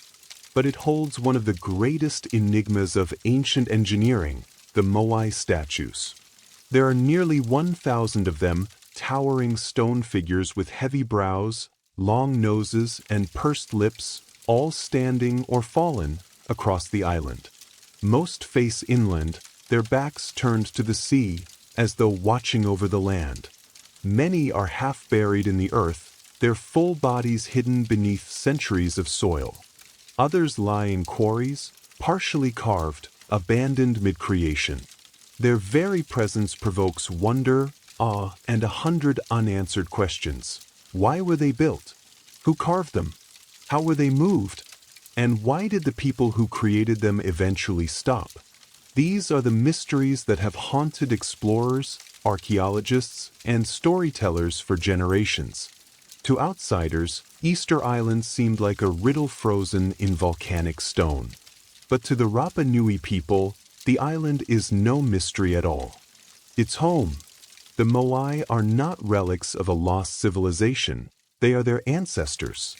Though the first written accounts came from Dutch explorer Jacob Roggeveen in 1722, the history of the island stretches back centuries earlier, when Polynesian voyagers, navigating by the stars and waves, first settled this remote paradise. They named it Rapa Nui, meaning Great Rapa, and built a society rooted in deep spiritual tradition, clan identity, and a sacred connection between the living and the dead. The moai were carved, not as idols to be worshipped, but as living vessels of ancestral mana, spiritual energy. Each one represented a deified chief or important ancestor, standing watch over their descendants. The statues weren't just art, they were guardians, mediators between the heavens and the soil. But time, like the sea, is relentless. By the time European sails appeared on the horizon, the island's society had changed. The statues were toppled. The forests were gone. And what remained was a whisper of what once stood tall. And so, Rapa Nui became a question mark in stone, its meaning not lost, but buried under centuries of silence. Long before the moai stood sentinel over the island's hills, the land was untouched, lush, forested, and silent, with only the cries of seabirds echoing over its volcanic slopes. Then, sometime between 800 and 1200 CE, a fleet of Polynesian canoes arrived. These voyagers, masters of the ocean, had navigated thousands of miles using nothing but the stars, ocean swells, and the flight patterns of birds. They came from the Marquesas or Mangariva, bringing with them not just people, but pigs, chickens, taro, bananas, and sweet potatoes, everything needed to build a new world. To land on Rapa Nui was to touch the edge of the earth. It is one of the most remote inhabited islands on the planet. And yet, these settlers brought with them a fully formed culture, elaborate social structures, oral history, deep spiritual beliefs, and a tradition of monumental stonework. Over time, the island was divided into clans, each controlling different territories and each anchored by a sacred ancestor figure, an idea that would soon be immortalized in stone. The early Rapa Nui people thrived. Archaeological evidence shows they built villages, cultivated crops in rock gardens to trap moisture, and raised chickens in stone enclosures. Their society was highly organized, ruled by ariki, chiefs who wielded both political and spiritual authority. Life on the island revolved around the worship of ancestors, who were believed to influence everything from harvest to weather. This ancestral reverence would eventually manifest in the most iconic way possible, the carving of the moai. It's important to understand that Rapa Nui was not a lost or primitive culture. It was deeply sophisticated, adapted to its harsh and limited environment, and built on a strong sense of continuity between the living and the dead. The settlers brought more than tools, they brought meaning. And it was this spiritual worldview that shaped the decision to begin carving giants. But, for now, in these early centuries, the island was in balance.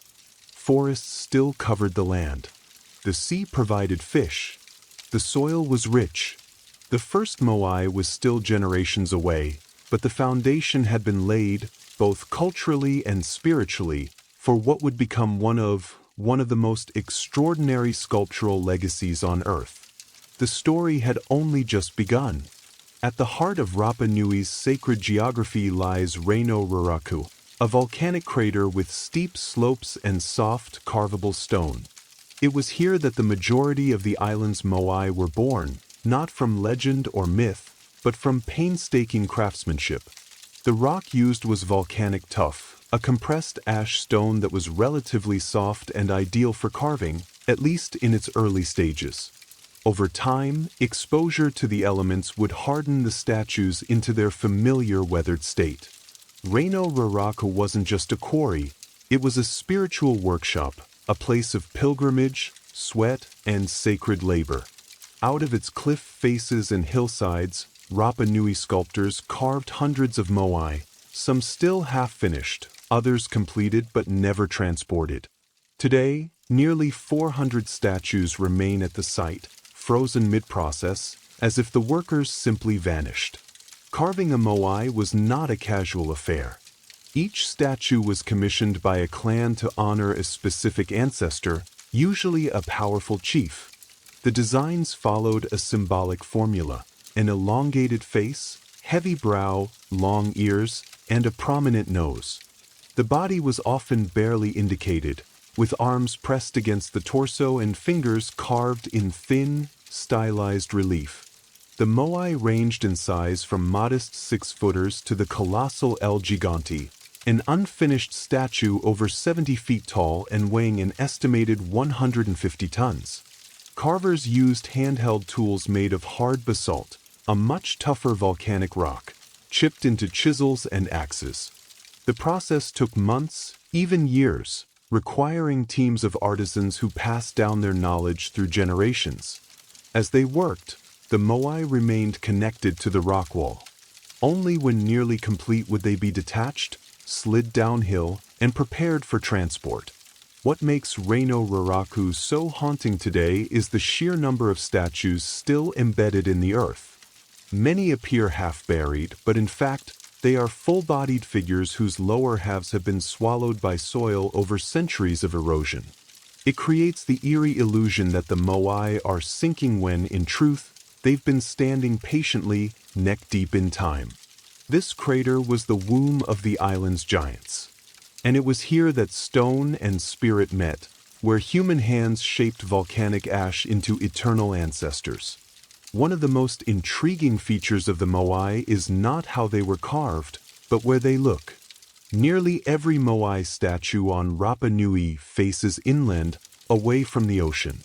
This was no accident. The moai weren't meant to watch the waves. They were watching the people. Each statue stood on a stone platform called an ahu, a ceremonial site that served both as a foundation and, often, as a burial place for the individual the moai represented. These ahu dotted the island's coastlines like spiritual outposts, anchoring each clan's territory and pointing toward the heart of their communities. The moai, in essence, stood as guardians, embodying powerful ancestors who watched over the villages and offered spiritual protection. To the Rapa Nui people, the moai were more than sculptures. They were living presences, containers of mana, a sacred energy believed to reside in gods, chiefs, and revered dead. Once erected, a moai was thought to channel mana into the land, ensuring fertility, good harvests, and the well-being of the clan. They weren't just memorials. They were active participants in daily life, mediators between the spiritual and physical worlds. The moai's features were intentionally exaggerated to reflect both idealized ancestry and divine authority. The deep-set eyes, high cheekbones, and long noses were visual metaphors for wisdom, strength, and sacred lineage. The long ears may have symbolized the elite class, while the statue's stoic expressions evoked a calm, eternal vigilance. Some moai were also topped with large, redstone topknots called pukeo, quarried from a different volcanic site, Punapau. These cylindrical additions may have represented hairstyles or ceremonial headdresses, further marking status and reverence. Originally, the statues also had inlaid coral eyes with obsidian or red scoria pupils, giving them a far more lifelike and intense presence than the empty eye sockets seen today. When the eyes were added during ceremonies, the moai were said to see for the first time, transforming from stone to sacred. The inland gaze of the moai reveals the heart of Rapa Nui spirituality. These statues were never built for outsiders. They were built for the people, facing their descendants, silently watching generation after generation come and go, immovable, unblinking, eternal. How do you move a 30-foot, 80-ton stone statue without wheels, cranes, or metal tools across miles of rough terrain? For centuries, this was the great riddle of Rapa Nui. The island's moai are scattered across vast distances, with many placed on ahu platforms far from the quarry at Reino Raraku. Early theories included dragging them on wooden sledges or rolling them on logs, ideas that raised even more questions, especially considering the island's severe deforestation. Others, more fanciful, suggested alien intervention or levitation through spiritual power. But the true answer may lie in the island's own oral history. According to Rapa Nui legend, the Moai walked to their destinations. At first glance, this sounds like myth, but in recent years, researchers have taken this idea literally and successfully. In 2012, archaeologists Terry Hunt and Carl Lippo conducted a remarkable experiment. Using ropes and teams of people positioned on each side of a replica moai, they managed to rock the statue forward in a controlled, upright manner, like shimmying a heavy refrigerator. The key was balance, rhythm, and coordination. In this way, the moai could have been transported standing up, just as the legends described. No logs, no dragging, no science fiction, just human ingenuity and tradition. The base of many moai also supports this theory. They have curved bottoms, flat in back, rounded in front, suggesting they were designed to tilt and pivot forward, not lie down. This movement method would have required large teams, ropes made of plant fiber, and most of all, faith. In Rapa Nui spirituality, the power to move the moai was attributed to mana, the sacred energy of the ancestors. Chiefs and priests were believed to command this spiritual force, which could animate the statues during rituals. So, while engineers see physics, the Rapa Nui saw the divine at work. In truth, both were right. Transporting moai was not merely an engineering challenge, it was a ceremonial act, a public performance of unity, devotion, and ancestral connection. The moai didn't move by magic. They moved because people believed they had to. And in that belief, Rapa Nui's greatest engineering marvel was not stone, it was human cooperation driven by spiritual purpose. As centuries passed, the building of moai didn't slow down, it accelerated.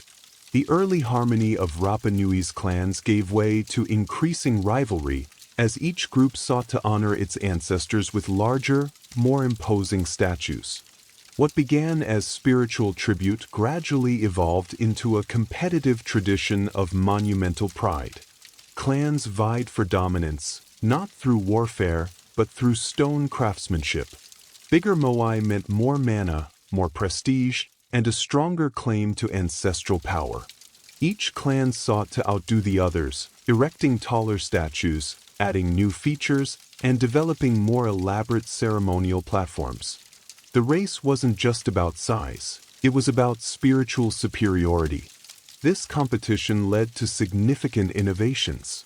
The introduction of pukeo, large, red stone topknots carved from the volcanic stone at Punapau, added both height and symbolic weight. These topknots, some weighing up to 12 tons, may have represented hairstyles worn by high-ranking chiefs or sacred headdresses, visual reminders of divine favor. Moai design also evolved. Early statues were relatively short and wide, but over time, they grew slimmer, more angular, and dramatically taller. Some of the later moai exceeded 30 feet in height, towering over villages like ancestral titans. But this escalation came at a cost. To support the growing construction efforts, the island's forests were cut down, timber possibly used for food cultivation, fuel, building canoes, and, according to older theories, statue transportation.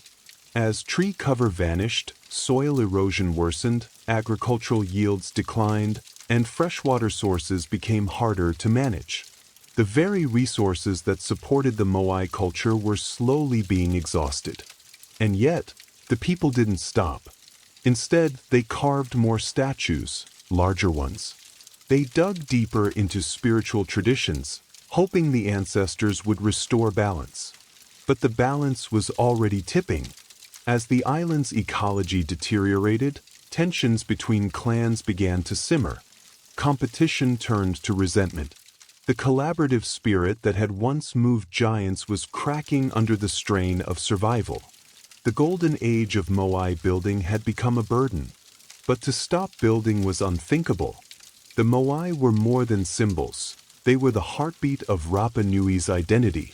So, the islanders continued, carving devotion from stone, even as the earth beneath them thinned. A spiritual arms race was underway, and no one could afford to lose. By the 17th century, the unthinkable had happened. Rapa Nui was unraveling. The very system that had once unified the island, ancestor worship through Moai construction, had pushed its resources to the breaking point. The forests were gone. Without trees, there were no canoes for deep-sea fishing, no wood to build or cook, and no shelter from the island's harsh sun and winds. The rich volcanic soil, once protected by roots and shade, had eroded. Crops withered. Fresh water became scarce. And yet, even as survival became difficult, the statues kept coming, larger, more elaborate, more demanding of labor. The spiritual engine of the island had no brakes. But soon, the people did something drastic. They stopped erecting the Moai. Some statues were abandoned mid-transport, left lying along ancient roads like forgotten giants. Others were half-finished at the quarry, their chisels frozen in time. The spiritual arms race had reached its limit. The ancestors could no longer provide what the earth could not sustain. Then came the topplings. Archaeological evidence shows that, beginning in the late 1600s, Moai across the island were deliberately pushed over, their necks snapped, their faces shattered. This wasn't the work of nature, it was human conflict. Clans began warring over land, water, and prestige. The very statues that once embodied unity became targets of revenge and rage. Oral traditions describe this period as the rise of the Huri Moai, the time of statue toppling. With faith in the Moai system collapsing, power shifted toward a new spiritual and political order, the Birdman cult, which emphasized agility, competition, and ritual warfare over ancestral mana. This cultural upheaval marked the end of an era. By the time the first European visitors arrived in 1722, they found an island society vastly different from the one that had carved the Moai. None of the statues were standing on their platforms. The once vibrant spiritual system was broken, and the people were struggling to survive in a deforested, divided land. The downfall of Rapa Nui wasn't caused by a single event. It was a slow-motion collapse, triggered by environmental exhaustion, social competition, and a spiritual system that couldn't adapt quickly enough. What remained were toppled gods in stone, staring up at the sky, as if asking how it all went wrong. When Dutch explorer Jacob Roggeveen arrived on Easter Sunday in 1722, he found a society that had already endured collapse. The Moai stood toppled. The forests were gone. The Rapa Nui people were few in number, thin, weary, and weathered by generations of hardship. Roggeveen's men noted the statues and the barren landscape but failed to understand the civilization that had created them. And then the outsiders kept coming. Over the next 2 centuries, European contact brought devastation to Rapa Nui. Whalers, missionaries, traders, and slavers arrived, each leaving their own mark, and most of them erasing more than they recorded. In 1862, Peruvian slave raiders kidnapped nearly 1,500 Rapa Nui people, including the high chiefs and scribes. Only a handful ever returned. Along with them came smallpox, which spread like fire among the survivors. Worse still was the arrival of Christian missionaries, who sought to civilize the islanders. They banned traditional rituals, destroyed sacred carvings, and forced conversions, often replacing Moai-centered spiritual life with imported European practices. The oral traditions that had preserved the island's history for centuries were suppressed, and a written language, Rongo-Rongo, possibly the only indigenous script in Oceania, was all but lost. By the late 19th century, the island's population had fallen to just over 100 people. Colonial powers carved up Rapa Nui's land and leased it as sheep pasture, fencing off ancestral sites and confining the Rapa Nui people to a small corner of the island. Even their ability to access the moai was restricted. The statues, once living symbols of family and power, became silent monuments, neglected, looted, or treated as curiosities for foreign explorers and collectors. European archaeologists removed statues, ceremonial items, and even human remains, shipping them to museums in London, Paris, and Santiago. Some moai were cut at the base and taken whole, now displayed thousands of miles from their sacred homes. The island had become a case study in cultural erasure. But the Rapa Nui people never forgot who they were. Even in forced silence, they carried the memory of the moai. The traditions endured, hidden, whispered, passed down in fragments. And slowly, over the centuries, the people would begin to reclaim the stories carved in stone. But first, the world had to learn to listen. In the 20th and 21st centuries, Rapa Nui began a slow but determined process of cultural revival and reclamation. The moai, once toppled and buried by time, conflict, and neglect, were gradually raised again, this time, not just as monuments of the past, but as symbols of resilience. In the 1950s, famed Norwegian explorer Thor Heyerdahl brought international attention to Easter Island. Though many of his theories were flawed, especially his ideas about South American influence, his work helped spark archaeological interest and global curiosity. Researchers from around the world descended upon the island, not to plunder as before, but to study and restore. Restoration efforts began in earnest. Fallen moai were re-erected on their ahu platforms. Coral eyes were reconstructed. Pukeo topknots were returned. The island's ancient roads, quarries, and ceremonial sites were mapped and studied. A clearer picture of the Rapa Nui civilization began to emerge, not one of mystery, but of engineering brilliance, spiritual depth, and cultural complexity. But the most important voices were no longer those of foreign scholars. They were the Rapa Nui people themselves. Descendants of the original builders began reclaiming their language, rituals, and land rights.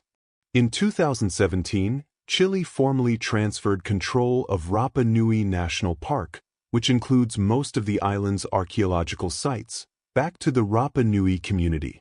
Now, locals oversee the moai and their care, and decisions about excavation and preservation are made with cultural sensitivity and ancestral knowledge. New generations are learning the stories of their ancestors, not just from textbooks, but from elders, chants, dances, and the moai themselves. Efforts to decipher Rongorongo, the island's mysterious script, continue with cautious optimism, and global institutions, including the British Museum and the Louvre, face increasing pressure to return moai and sacred artifacts taken during the colonial period. Today, Rapa Nui stands at a crossroads between memory and modernity. Tourists arrive in waves, and economic development brings both opportunity and risk. Yet, the people continue to protect their heritage, not as a frozen relic, but as a living tradition. The moai no longer serve as silent guardians over a lost world. They now bear witness to survival, to a culture that endured collapse, colonization, and erasure, and still found a way to rise again. Stone cracked, forests burned, voices silenced. But the ancestors still stand,